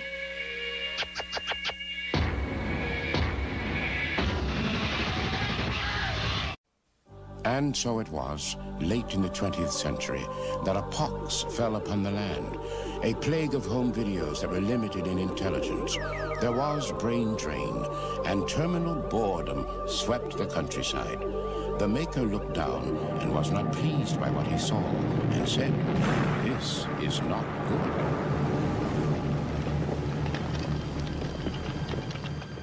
And so it was, he brought forth Genesis, a system with twice the power, twice the intelligence, Twice the challenge, twice the fun.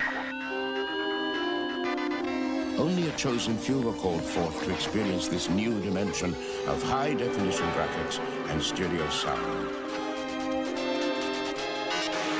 And the maker saw what he had done and said, now that's not bad. Discover Genesis, and your world will never be the same. Twice as big as Sonic 2! Check! The new 3D special stage! Check!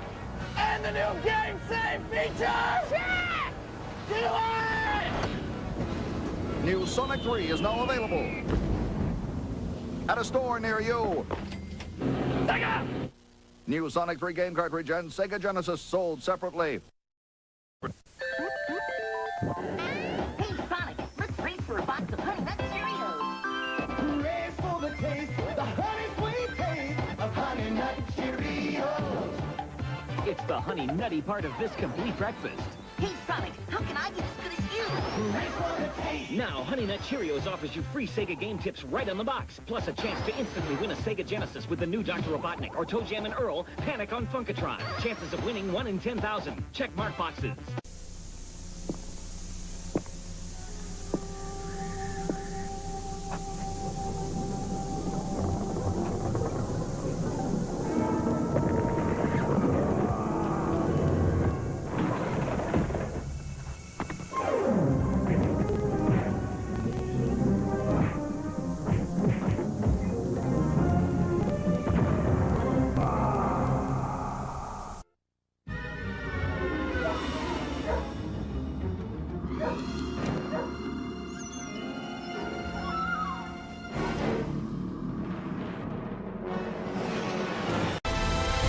We now return to the show.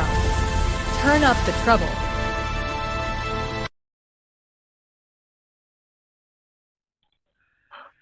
And welcome back to episode of Gaming Trouble. Hope you got yourself your sandwich. Hope you got your popcorn because we're about to get into the main event. And of course, this genre of gaming is actually something that I've been dabbling in for a very, very long time. I love playing shoot 'em ups. Shoot 'em ups are amazing, especially the bullet hell ones. So we're going to talk about why, oh, man.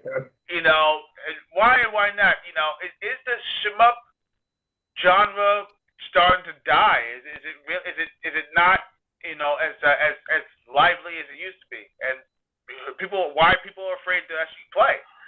So let's get into it. Everyone's played games like R-Type, Gradius. Yep. Games, and also some modern games like Dodan Pack and the thing, and yeah. Yep. And games like Geiger Wing. All these games have a common thing. Shoot everything, destroy everything, get power-ups, get to the end. Pretty much it's, like a rinse and repeat.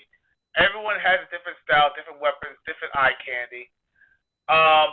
But the problem is it's not very popular. It's not, so it's more of it's been a niche genre for a long time. Not only since the early 80s and 90s, I'm pretty sure it's been more common. Shoot 'em ups has been, pretty much, the common theme among all gaming. We're talking about Contra, and top-down shooters like Ikari Warriors. And I can go on and on. Yeah, one of our favorites. We celebrated the 30th anniversary of Metal Slug. That's one Metal of them. Slug. Yes, absolutely. Yeah, a classic one from Capcom is UN Squadron. UN Squadron. Oh my God. Super Nintendo. Oh, that game was my jam. Or in Japan, it was called Area 88. So right. Yes. So you also had 19. Oh, you want to add something to it? I was going to mention another game. No, go ahead. No, you just mentioned it. Yeah. 1943. 1942. All the 1940s games. 1943. Oh my God, they are so much fun, dude. Yes. Even though the music gets kind of annoying, you hear the same whistle sound. Right. Yeah, that's true. That is true. kind of thing. So. You like it. Come on, that's not annoying. You like it. Okay, fine. It's addictive. Come on. Admit it, you like it. I start dancing. Of course you were dancing. Oh my gosh. No shame, man. You like it. Big deal. I do too. I did. Enjoy some. And some games actually has an amazing soundtrack, such as Lords of Thunder. Oh my God. Lord, oh my wow. You want to talk about a soundtrack that rocks, or better yet, Lightning Force. Or Thunder Force 4. That soundtrack was banging, baby. Yeah. Space Harrier. Space Harrier? Oh my gosh, yes. Yeah, the second one too. Yeah. So that's what I'm saying. So my thing is, why is it not talked about that often? I noticed that every single podcast, every single stream, every single anything, nobody, except for a rare few, has been deciding to go online, except for doing speed runs or 1CCs and anything, which you actually try to get to a game without dying. Entertaining enough, true, but without continuing, but nothing else. No one goes after score. Nobody does anything like that. No one does score comparisons. No, not at all. I mean, when I play, and it's just, you go on there. Everything is a rare achievement. That means there's not that much engagement. So let's open it up. Let's open it up to the chat. Let's open it up to everybody. Absolutely. What are you afraid of? Why is it that you don't want to play it? Or maybe you do. Tell us why you do. What do you enjoy about it? Do you like the Twitch gaming? Me personally, I love games like that. It helps with your reflexes, quick thinking. Absolutely. Spatial awareness. These things right there are so important. Rapid eye movement. It's also very important. Those bullets will get you, man.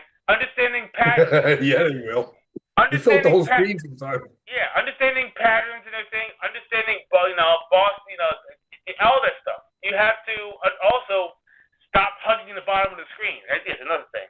That's a big clue, because you can actually easily get trapped in and die. The side scrolling or top scrolling games are, there's so many out there, and each one of them actually has their own niche. Whether you have the one hit death, right? Or you have ones that gives you an opportunity to, get hit a couple of times before you go down. Yeah, like you have a one energy bar. Mm-hmm. Yep, the one energy bar. And there's also some. Here's a funky one. How about one where when you die, you don't continue on, you have to go back. There are certain games like that. Like for instance, Raiden. Yeah. Let me tell you something about that game, Raiden. Okay, you bastards. You guys want me to throw controllers. You guys want me to throw controllers. You do. Because every single time you die, you go back literally halfway through the freaking stage and you start all over again until you get to a checkpoint. And the checkpoints are very, very far in between. Well, I know another game like that takes you back to the beginning. Last Resort. Oh, don't stop. Dude, I love Last Resort, but I can understand your pain. I can understand. For sure. Last Resort, bastards. Hey, that's a classic. Hey, I'll tell you what, though. Don't be surprised don't be surprised if they make a new cartridge for that game, for the new Neo Geos. Oh, give it. Yeah. I'll buy it anyway. Absolutely. Yeah. Absolutely. I probably will buy that too. And there's Ghost Pilots. That game right there is difficult all on its own, because remember, most of those top-down shooters and everything don't have that wide of a screen. You're talking about that's a freaking wide screen. A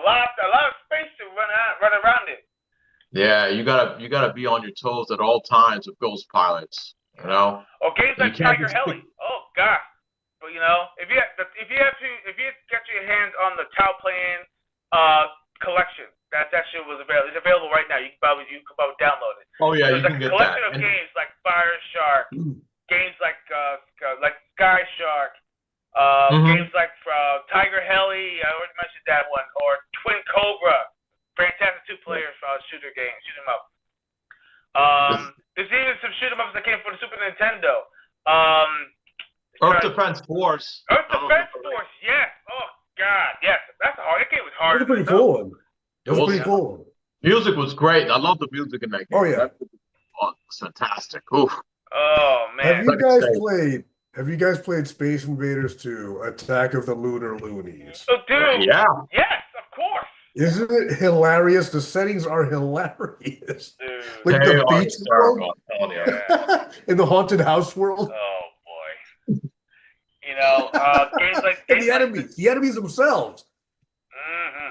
I tell you. Oh, there's one game I like to mention though, and this is actually a shoot 'em up though. Cannon Spike. That's on the Dreamcast, and it came out in the arcade. You could play as Cammy, Charlie Nash, and you could unlock characters like Mega Man and BB Hood from Darkstalkers. Capcom, you bastards. Okay, I'm sorry. Why Let me be nice. bastards? Let me be nice. Okay. I'll be nice. Capcom, you wonderful biscuits. You guys are going to have to get that game out of Dreamcast jail. Because believe it or not, that game has never reached anything else but arcade and Dreamcast. Yeah. Nowhere else. I agree. Nowhere else. And trust me, this is the reason why I'm kind of mentioning about SHMUPS. Nobody, another reason why I brought this up is because now you notice they're doing backwards compatible games, right? Yeah. Every single shoot 'em up game had less than 100 votes. We're talking about 50, maybe 60 votes. Not even voting them up. And those games will be in limbo for as long as eternity is even around. They're not even looking twice at those games. So those games will never become backwards compatible. Yeah, dude, let me tell you something. Because I want to keep it on the Cannon Spike for a little bit though. If you try to find they need to re-release that game, and one of the reasons why, if you go on eBay, you'll find copies of that game for like $300 to $400. That's ridiculous. Yeah. $300, $400. Remember MVC2 before it came back? It was like $250 for Marvel vs. Capcom 2. Yeah. Before they even released the Marvel vs. Capcom collection. Thank you, Capcom. That was like for what, a decade? Over a decade, right? We had to wait. Yes. Yeah. So this is why. So Taurence made a very good point though, because they seriously need to re-release Cannon Spike, because not too many people I know even play that game. And that is actually one of the most funnest games on the Dreamcast and the arcades. And the fact that Capcom didn't release this on their Capcom, what's it called? The Capcom on Classic, is it Arcade Stadium? Yeah. I'm surprised that game wasn't on there. On both what of them. They released two. They released two freaking collections, and none of those games are even showed up. It's travesty. No. Terrible. You know? Oh, but they got Geiger Wing on there though. No, they got Geiger Wing, which is cool, and they got Forgotten Worlds on there. Yep. And they got the Three Wonders in there. Yep. Another cute shooting game. Yep. Oh yeah, Three Wonders is a fantastic game. If anybody's never played Three Wonders, Three Wonders actually has 3 different genres in the one game. They have an adventure game, side-scrolling shooting game, and what was the other one? Shooting game. I forgot the other one though. And there's an adventure game, shooting game, and it's one other one. I think I forgot what genre it was. But see, Legendary this is the problem. And also, not only that, I play on my Ant Stream. Ant Stream actually has like a huge collection of streamed games you can go on there. By the way, definitely recommend it because you can actually play Double Dragon 1 and 2 on there, the arcade version. Oh, that's cool. And Bad Dudes, you can play on there. And of course, and two Crew Dudes, that's in there. Wow. Yeah, I play all that. Combat Tribes is in there too. Nice. Yep. And I can go on because believe it or not, they've been releasing some bangers, and I've been playing them, and I'm like enjoying them, and they play almost like having it on your console. That's how awesome it is. That's how 1-to-1 it is. The responsiveness is fantastic. Doesn't even feel like it's streamed. It's actually you're pretty much playing 1-to-1. That's how good it is. But this is the problem. Not a lot of people are doing it unless there's a tournament, because sometimes it actually does gauge a lot of players out there, because they usually have a tournament and you actually gain points for actually winning. So you put points into a pool, like you take your points, and at the end of the tournament, you actually get the majority of the points and stuff like that as you become first, second, or third place, depending on what you are. And it's a challenge. Like each one's a challenge. Like for instance, you play this game and you have to play with only one life. One life. That's it. That's all you got. And you have to stay alive as long as you possibly can. But it's also timed. That means you have to get through the stage as fast as possible, which is impossible for top-down shooters. But you have to beat those bosses and everything like no tomorrow if you want to try to get those high scores. That boss has to be aced. That means you can't die, and you gotta get through the boss just get through the boss. Wow. So it was almost like a boss rush, but you're playing through the regular stage. And muscle memory, knowing about where everything is on the stage. So you're maximizing every point you possibly can, collecting every single power-up, collecting every single point, collecting every single little metal thing that pops up, all that stuff. They had one for Gunbird. They had one for another shooter that actually they took off the cave games, which I'm very pissed off about. That's another rant I have to go through. Cave games. They had a huge amount of cave games you can actually play. Cave has amazing bangers you can play right now if you actually have an emulator or whatever. A cave. The cave is the one that actually does unpack. And also Espeluga, another fantastic game. There's two, Espeluga and Espeluga 2.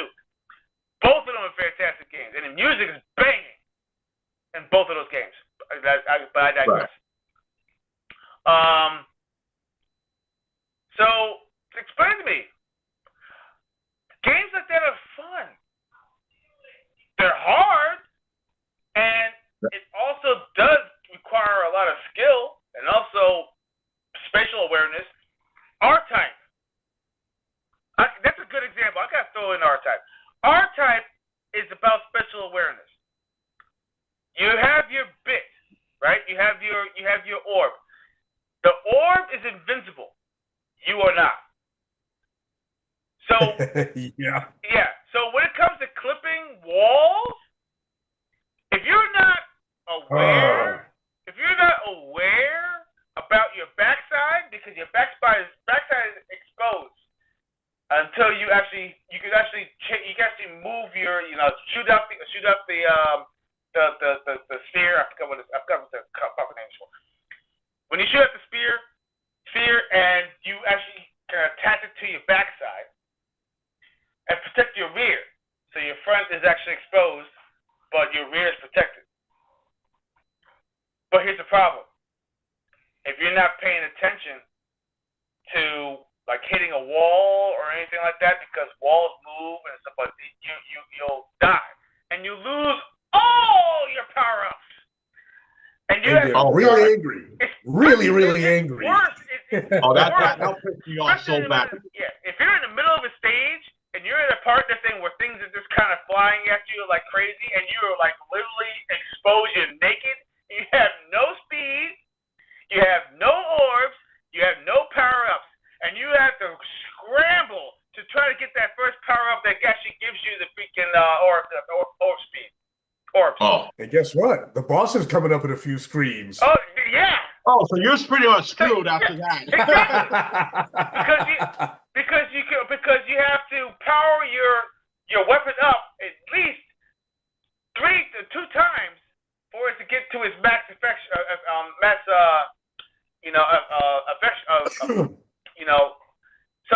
So now you're pretty much like, what do I do? Yeah, you have an opportunity if you're skilled. You might be able to hit him with a couple of like power blasts and that thing, which you have to hold on to the button. You can't shoot, by the way. You can't shoot. You're shooting nothing. When you're powering up your mega blast, you shoot nothing, and you have to hold on to that button and pray that it goes into max, so you can actually be able to shoot it out. Okay? While things are coming at you left, right, and center. That's how nerve-wracking it is. Fun. But come on, bro. Close a break. So that's one of the difficult games. Gladius is another game. Well, they came out. It was funny you mentioned Gladius because they came out the Gladius collection. Oh, Gladius. Yeah, that collection right there is actually one I'm actually going to be gunning for this weekend. Cool. The collection is awesome because it has an unreleased game. If you ever played Salamander, aka Life Force. Oh, yep. Life Force. Yeah, it comes with Salamander 3. Yes. The third game. That's right. Yep. I played it. Life Force is actually a 2-player simultaneous game. Mm-hmm. So that's favorites back fun on its own. Yeah, exactly. Speaking of R-Type Leo is also a 2-player game, by the way. Nice. Yeah, but R-Type Leo is not available right now for consoles. God, why? That's a travesty, bro. I don't understand why, but anyway. Console guys are like redheaded stepchildren, dude. You get everything last. Exactly. Yes. You know what? I'm getting the direction. Here we go. Ben. Yeah, he mentioned a couple of games. I love you. Phalanx. I remember Phalanx. I had that for the Super. I had that for the Super NES. Dude, that game was so bullshit, especially at the last stage. Every freaking enemy was a bullet sponge. You literally were spending at least a good 30 seconds trying to destroy these guys. The company. I want to find out who actually made this game and explain. They have to. You don't have to explain to me. You gotta explain to me big time what the purpose of that was. Why do you want me to spend so much time trying to destroy one freaking single enemy? So that you die and shovel more quarters in there. No, man. Nah, bro. That's not the way. That's the motivation for the entire thing, man. That's why games piss you off. They're slot machines for kids, dude. Yeah, don't buy it. Don't buy it. Yep. No. It's like telling you, hey, you have bare feet. I need you to go over there and fetch me a beer. And then you look on the floor, and there's like a myriad of thumbtacks all over the place. Okay? Now, it may be a couple of feet. All right? You might try to take the leap of faith and say, hope he got to the refrigerator. But you're going to get some battle scars and everything definitely on the way to the refrigerator. And there's going to be a painful walk and everything coming back. That's pretty much what the game is like. So, I don't know. You're going to have to explain to me about that one. So it spanks you. That game sounds like it spanks you hard, dude. Big time. Oh, yeah. They'll put you in a cage and spanks you. Mm-hmm. You know? I mean, but there are a lot of amazing other games that came out too. Who remembers what's it called? Cyber. Which one? It's actually made by Konami. Oh, goodness gracious, it's called goodness gracious, I had it on my hand. Oh, Cyber. It's called Cyber. God damn it. Cyber. I'm looking it up. Hold on a second. Okay. But Konami actually Konami made it. It's made by Konami. Mm-hmm. I'm trying to search for it. It's with like an iron, like a basically a robot. You're almost like a cyborg, but it's a side-scrolling shooter. Adventure game. Huh? Was it Xerix? No. Zex. What the? Is it Zyzix? What's it called? Oh, I played XEX. Yeah, I played that. Zynix. I remember that game. It's that character Apollo, right? Yes. Dude, I love that freaking game. Oh my god. I love that game. Dude, what's so good about that game is that there's it starts you off as a side scroller, okay? And then you go through this adventure, and then when you go into the castles for the fortress, and then you get to ride on these creatures, and you get to shoot, and you depending on what powers you have, you know, there's like bouncing ball, there's wave attacks, and there's moonstar attacks. Oh, dude, this game was magnificent. It was great. And then at the end, you fight a boss. You fly on this little like stool, like you on this little platform. You move around. You're shooting. You try to avoid the bosses. And then at the end of that stage, you ride on a beast rider. And then you go through the whole stage just shooting around. And then after you kill that boss, you go back to the side-scrolling missions where you're jumping up and going to stores and getting all these power-ups. Oh, dude, Science is like one of those games. It's such a and the soundtrack. My God, the soundtrack is top notch at its time. I feel like games. I love that game. See the joy you had. Games like that are games that are worth experiencing once. Absolutely. You know, then because you have classic Capcom games such as Legendary Wings. Legendary Wings was legendary. Yeah, okay. Great game. The NES version is superior. I don't care what anybody says. The arcade version was okay, but the NES version was definitely superior. Your power-ups were better. The music was better. Everything about the game was better. Now, saying that, it almost feels like they made you too invincible once you get your final power-up. Your final power-up. That's why I love that. The final power-up turns you into a Firebird, which gives you 3 chances to actually get killed. You will get shot, but you are still alive. So basically, you get hit, and you're still flapping away with the powerful weapon. You're like, yeah, come on, come at me. I'm good. I'm good. Kicking their ass, taking names. That's a false sense of security, though. Sometimes, though. Yes, absolutely. Okay. Yeah, great. That you know, it's another shoot 'em up. I cannot believe I almost forgot this. It's from Konami. G.I. Joe, the arcade game. Oh yeah. Yes. Got to get tough. Yo, Joe. Yeah, you got to play. Yep, you got to play as either Duke, Scarlet, Snake Eyes, and Roadblock. Fantastic game a couple weeks ago. It's similar to a game that's actually available right now. It's actually on Arcade Archives too. Devastators, which is actually around. It's like Cabal. It's like Cabal too. You played Cabal? Yes. Right. Cabal. It's like that too. My God! You It's like Cabal. Yo, listen, I love that game. It's a pizza shop game. Listen, games like remember we had the episode that they were talking about the controllers and stuff like that. You know, it's like you wish you bring back arcade controller style. Right. That right there, Cabal needs a trackball to play. You need that. You need that trackball because it's just something about it's how unique the game actually is because you're using a roller ball and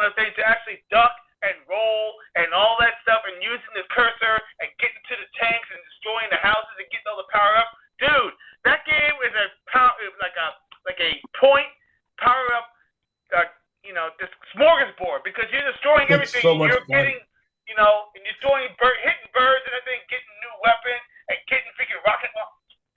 Well, I cleared the entire stage. There's nothing left standing. Nothing. Yeah, and it's hilarious too because when you win their thing, you see the guy running towards the screen. Yeah, the celebratory run. Yeah. With the music in the background while he's running. It's like a Benny Hill thing. Holy cow, it's crazy. Holy crap. And what about games like Gunsmoke? Another fantastic game. Oh, yeah. Hard. That game's hard, dude. Yo. Yeah, dude, it's like you're shooting diagonals. You gotta keep straight at times though.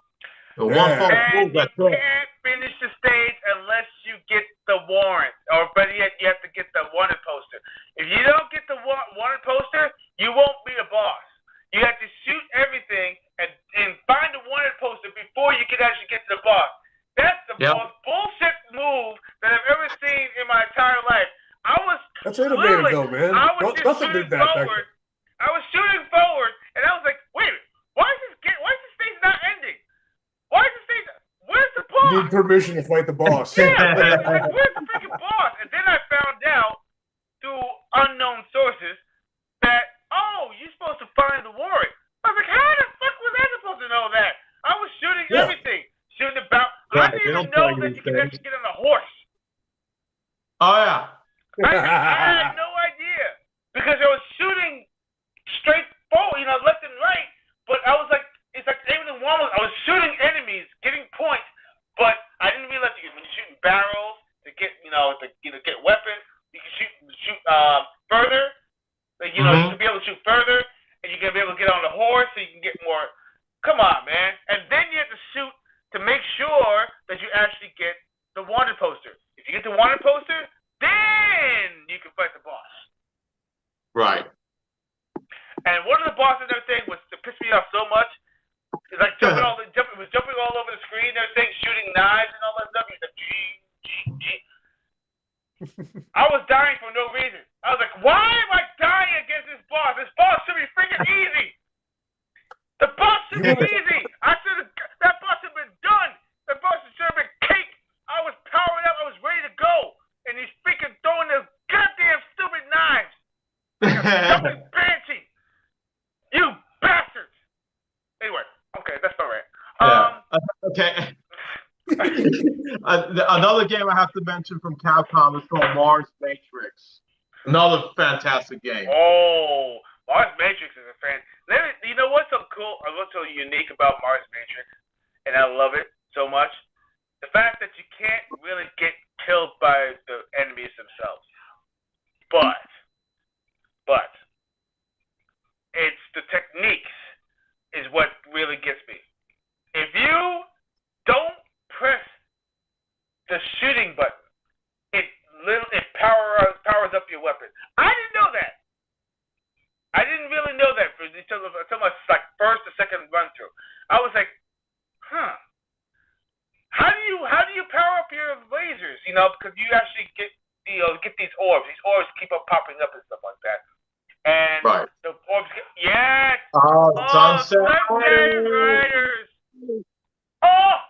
Oh, I got another game since you mentioned Sunset Riders, but keep talking, Taurence. Okay, so keep going. So in Mars Matrix, you actually absorb your enemy's bullets. You can actually literally hold onto the button and magnetize the bullets to yourself. Now, you can either A, hold onto the button longer and do like a full screen blast, or you can actually let go and the direction that you're aiming will actually spit the bullets back and actually, do some maximum damage. You have so many ways to do it. And when you do that, you actually get more of those golden spheres that keep on popping up out of there, and you collect those to power up your weapon. So your weapon gets better and more stronger as you're going. And if you let go of the button, it powers up your laser and shoots a more powerful laser forward. So you hold on, so you let go of the button for a few seconds, and then press the button, and it shoots out for like a short wave blast or something like that. That actually does maximum damage. But it's hard because you have to shoot something. Right. and you can't power up unless you shoot something. That's it. Mm-hmm. So anyway, go on. So what else you got? I'm gonna show you something. I'm gonna show you something right now, and this is like based off on a Saturday morning cartoon, and I'm gonna share the screen right now, and I know you guys should get this though. This is one of my favorite games though, and remember this game? Yeah, Yes. the cows are Mason. Yeah. It was like Sunset Riders with cows. It was I love great. the arcade. It was just like Sunset Riders, but with the cowboys. Remember when I beat it last year, Johnny? And I had to text you. I was like, dude, look what I just beat. Oh yes. Yeah. I remember. I was like, why didn't I know about this game? And you looked at me like I had two heads. You're like, you didn't know what that game was? And then I asked you about the cartoon, and you said, Johnny thought I was crazy. The cartoon. Dude, let me tell you something. That cartoon has one of the most epic intros. Oh my God. Mm-hmm. What a fantastic intro that cartoon had. Oh, and the game was, dude, I am so upset that they didn't put this game out on home consoles. Yeah, this one never made it, did it? No, they never released this game on home consoles. Yeah. Such a shame. It's kinda you know what? sad, dude. It's in what you call arcade jail. Yes. That's the same thing with Golden Axe, the Return of Death. Oh God! Yeah. Don't even get me started with that one. I can rant about that all day. I'm sorry. And Aliens vs Predator is another one. Yes. It was supposed to come out of the 32X, and unfortunately, they canceled that version. Yeah. So I mean, we can go on and on about that. But that's another episode altogether. But man. Yeah, great game, great friend, and also, of course, Captain Bucky O'Hare. Bucky O'Hare. Even though, Bucky O'Hare was what? I remember I love playing the NES game. The NES game was good though, but then there was an arcade game that was a beat 'em up, but you do use lasers and stuff like that. Yep. So, yeah, you can throw both now, fun. Here's another game that just is going to be throw you back. Sure. Axlay. Now, I know that Beck actually mentioned that SNES was a golden age of shooters. You damn right. Axlay was one of those games. One of those games that was ahead of its time, big time. It was almost like a weird 3D plane top-down shooter, but it wasn't really top-down. It's almost like you were going towards the screen at an angle, and your weapons you have 3 primary weapons. They don't even get powered up. You literally swap. You change through. Each weapon has a different method of destruction. One of the best weapons in the game, and people are going to say, no, not really. Yes, it is. It's the one where you hold on to the button and you're shooting, but when you let go, it actually does a wide spread like this. It goes behind you and also goes in front of you. You can do either or. It actually works very well for the side-scrolling stages also. The bosses, though. The bosses are freaking epic, especially on the lava stage. Holy shit. That big ass... Let me pop this quick picture up. Oh, my God. When you see bosses like that, you're like, oh, damn, what the hell am I supposed to do against this guy? That's when you actually say, this game is epic. I think. Yes. What's that, Tony? I think my first home console video game that I owned was a shmup. Really? It was packaged in with the Sega Master System. Ooh. Hang On and Astro Warrior. They were both in the same cartridge. Oh, shoot. That's right. Oh, God. I remember those games. Yo. Yeah. Astro Warrior was my shit, dude. Wow. Holy crap. Let me see if I can get this picture up. Hold on. Yeah, here we go. Well, we're waiting. Oh, hey. Excuse me. Good night. You know Ted Knight's got to make it appears. Of course. Reference him at least once. Mm-hmm. Yeah. That'd be That's epic if too we could tiny get of him a fish. there. I gotta get a bigger one. Hold on a second. Try to get a bigger If he was alive and we could have gotten him to intro the show, Ted Knight. Oh boy, That that would have would be epic ruled. though if he was alive. Oh man, he passed away in 1986, I believe. He's 5 years Yeah, old. long time ago. Yeah, I was 5 years old at the time though, but man, he was great. I still watch the reruns of Too Close for Comfort most of the time. All right.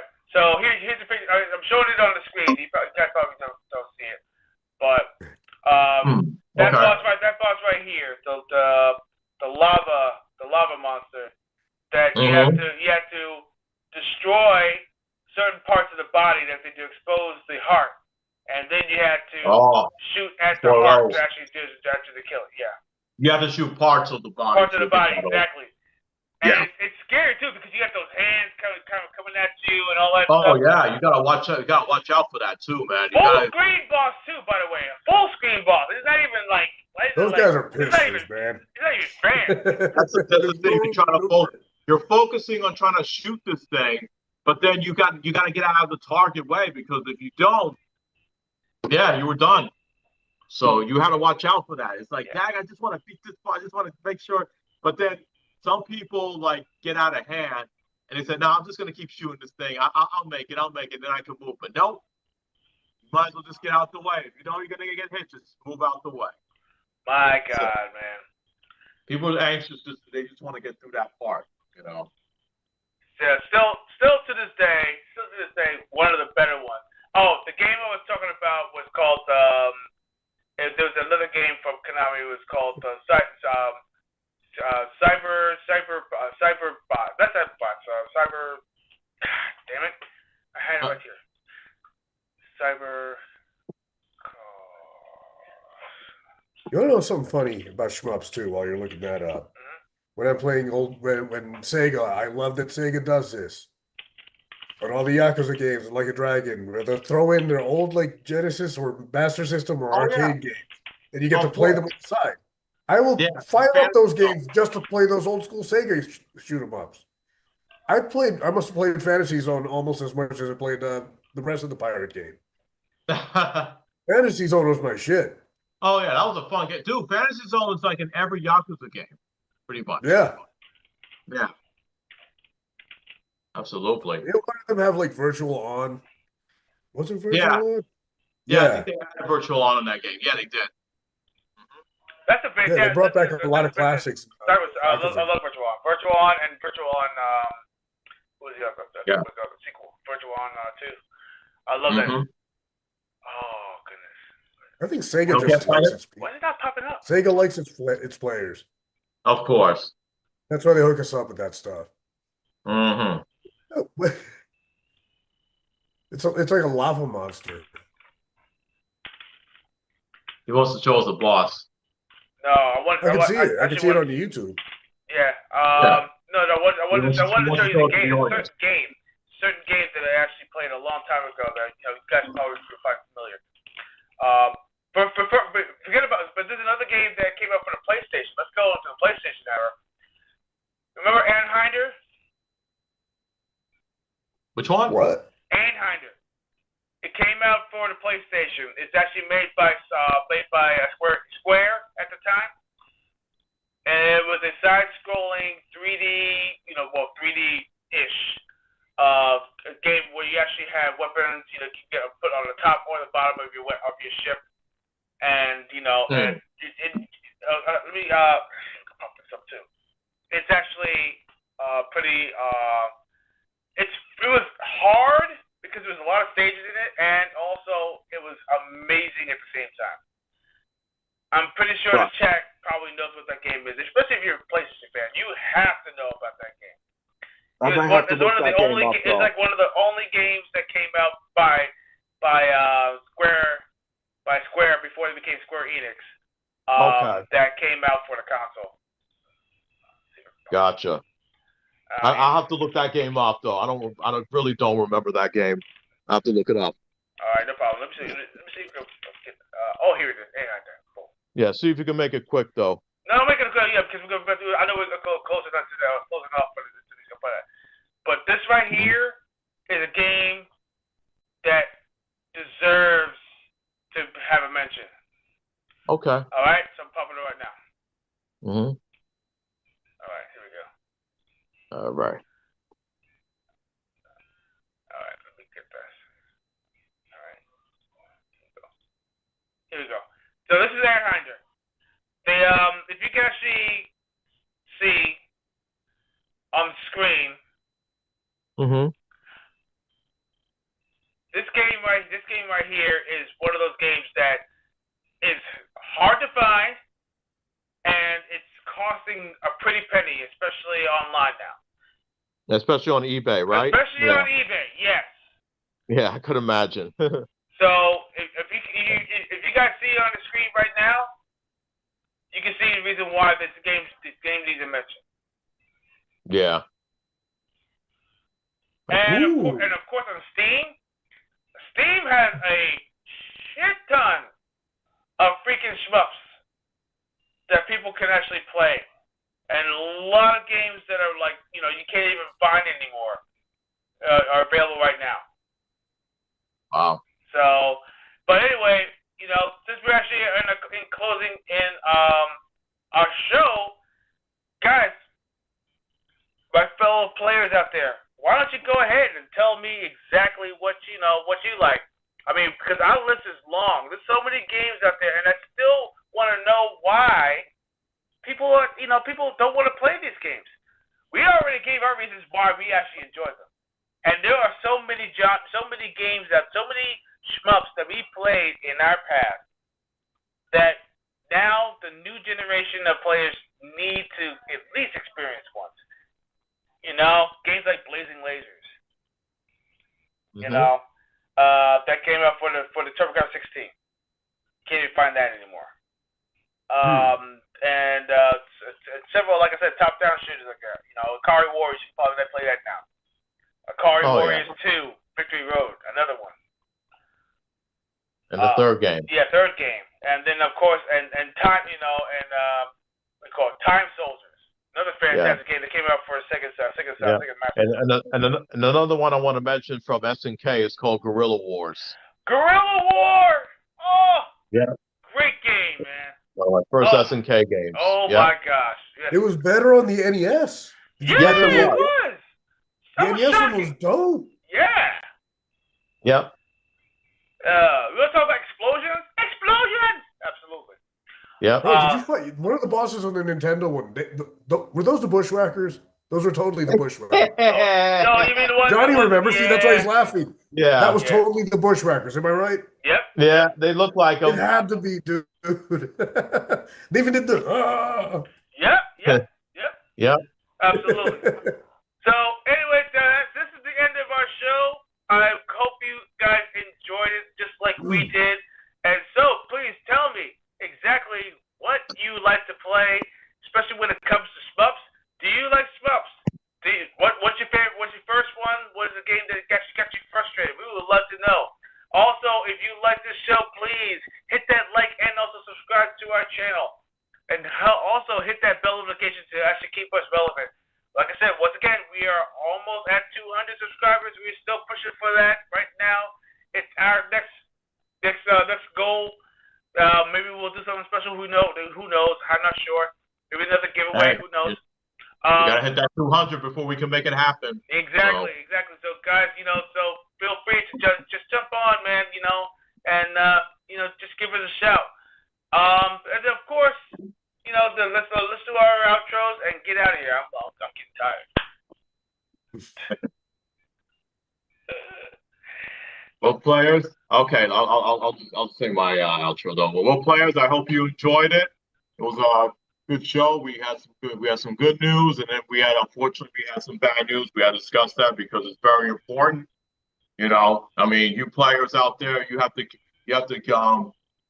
we want to make sure you are aware of what's going on in the gaming industry. So, and that's what we do. So, hope you guys enjoyed the show, and I can't wait for Friday because I know that this week's going to be something for sure. Oh, it certainly is. Tony? Yeah. All right, players. To conclude this episode, are shmups of that genre? In my personal opinion, I don't think so. I think they're taken for granted. They're still getting made. They're still getting re-released. They're People out are there.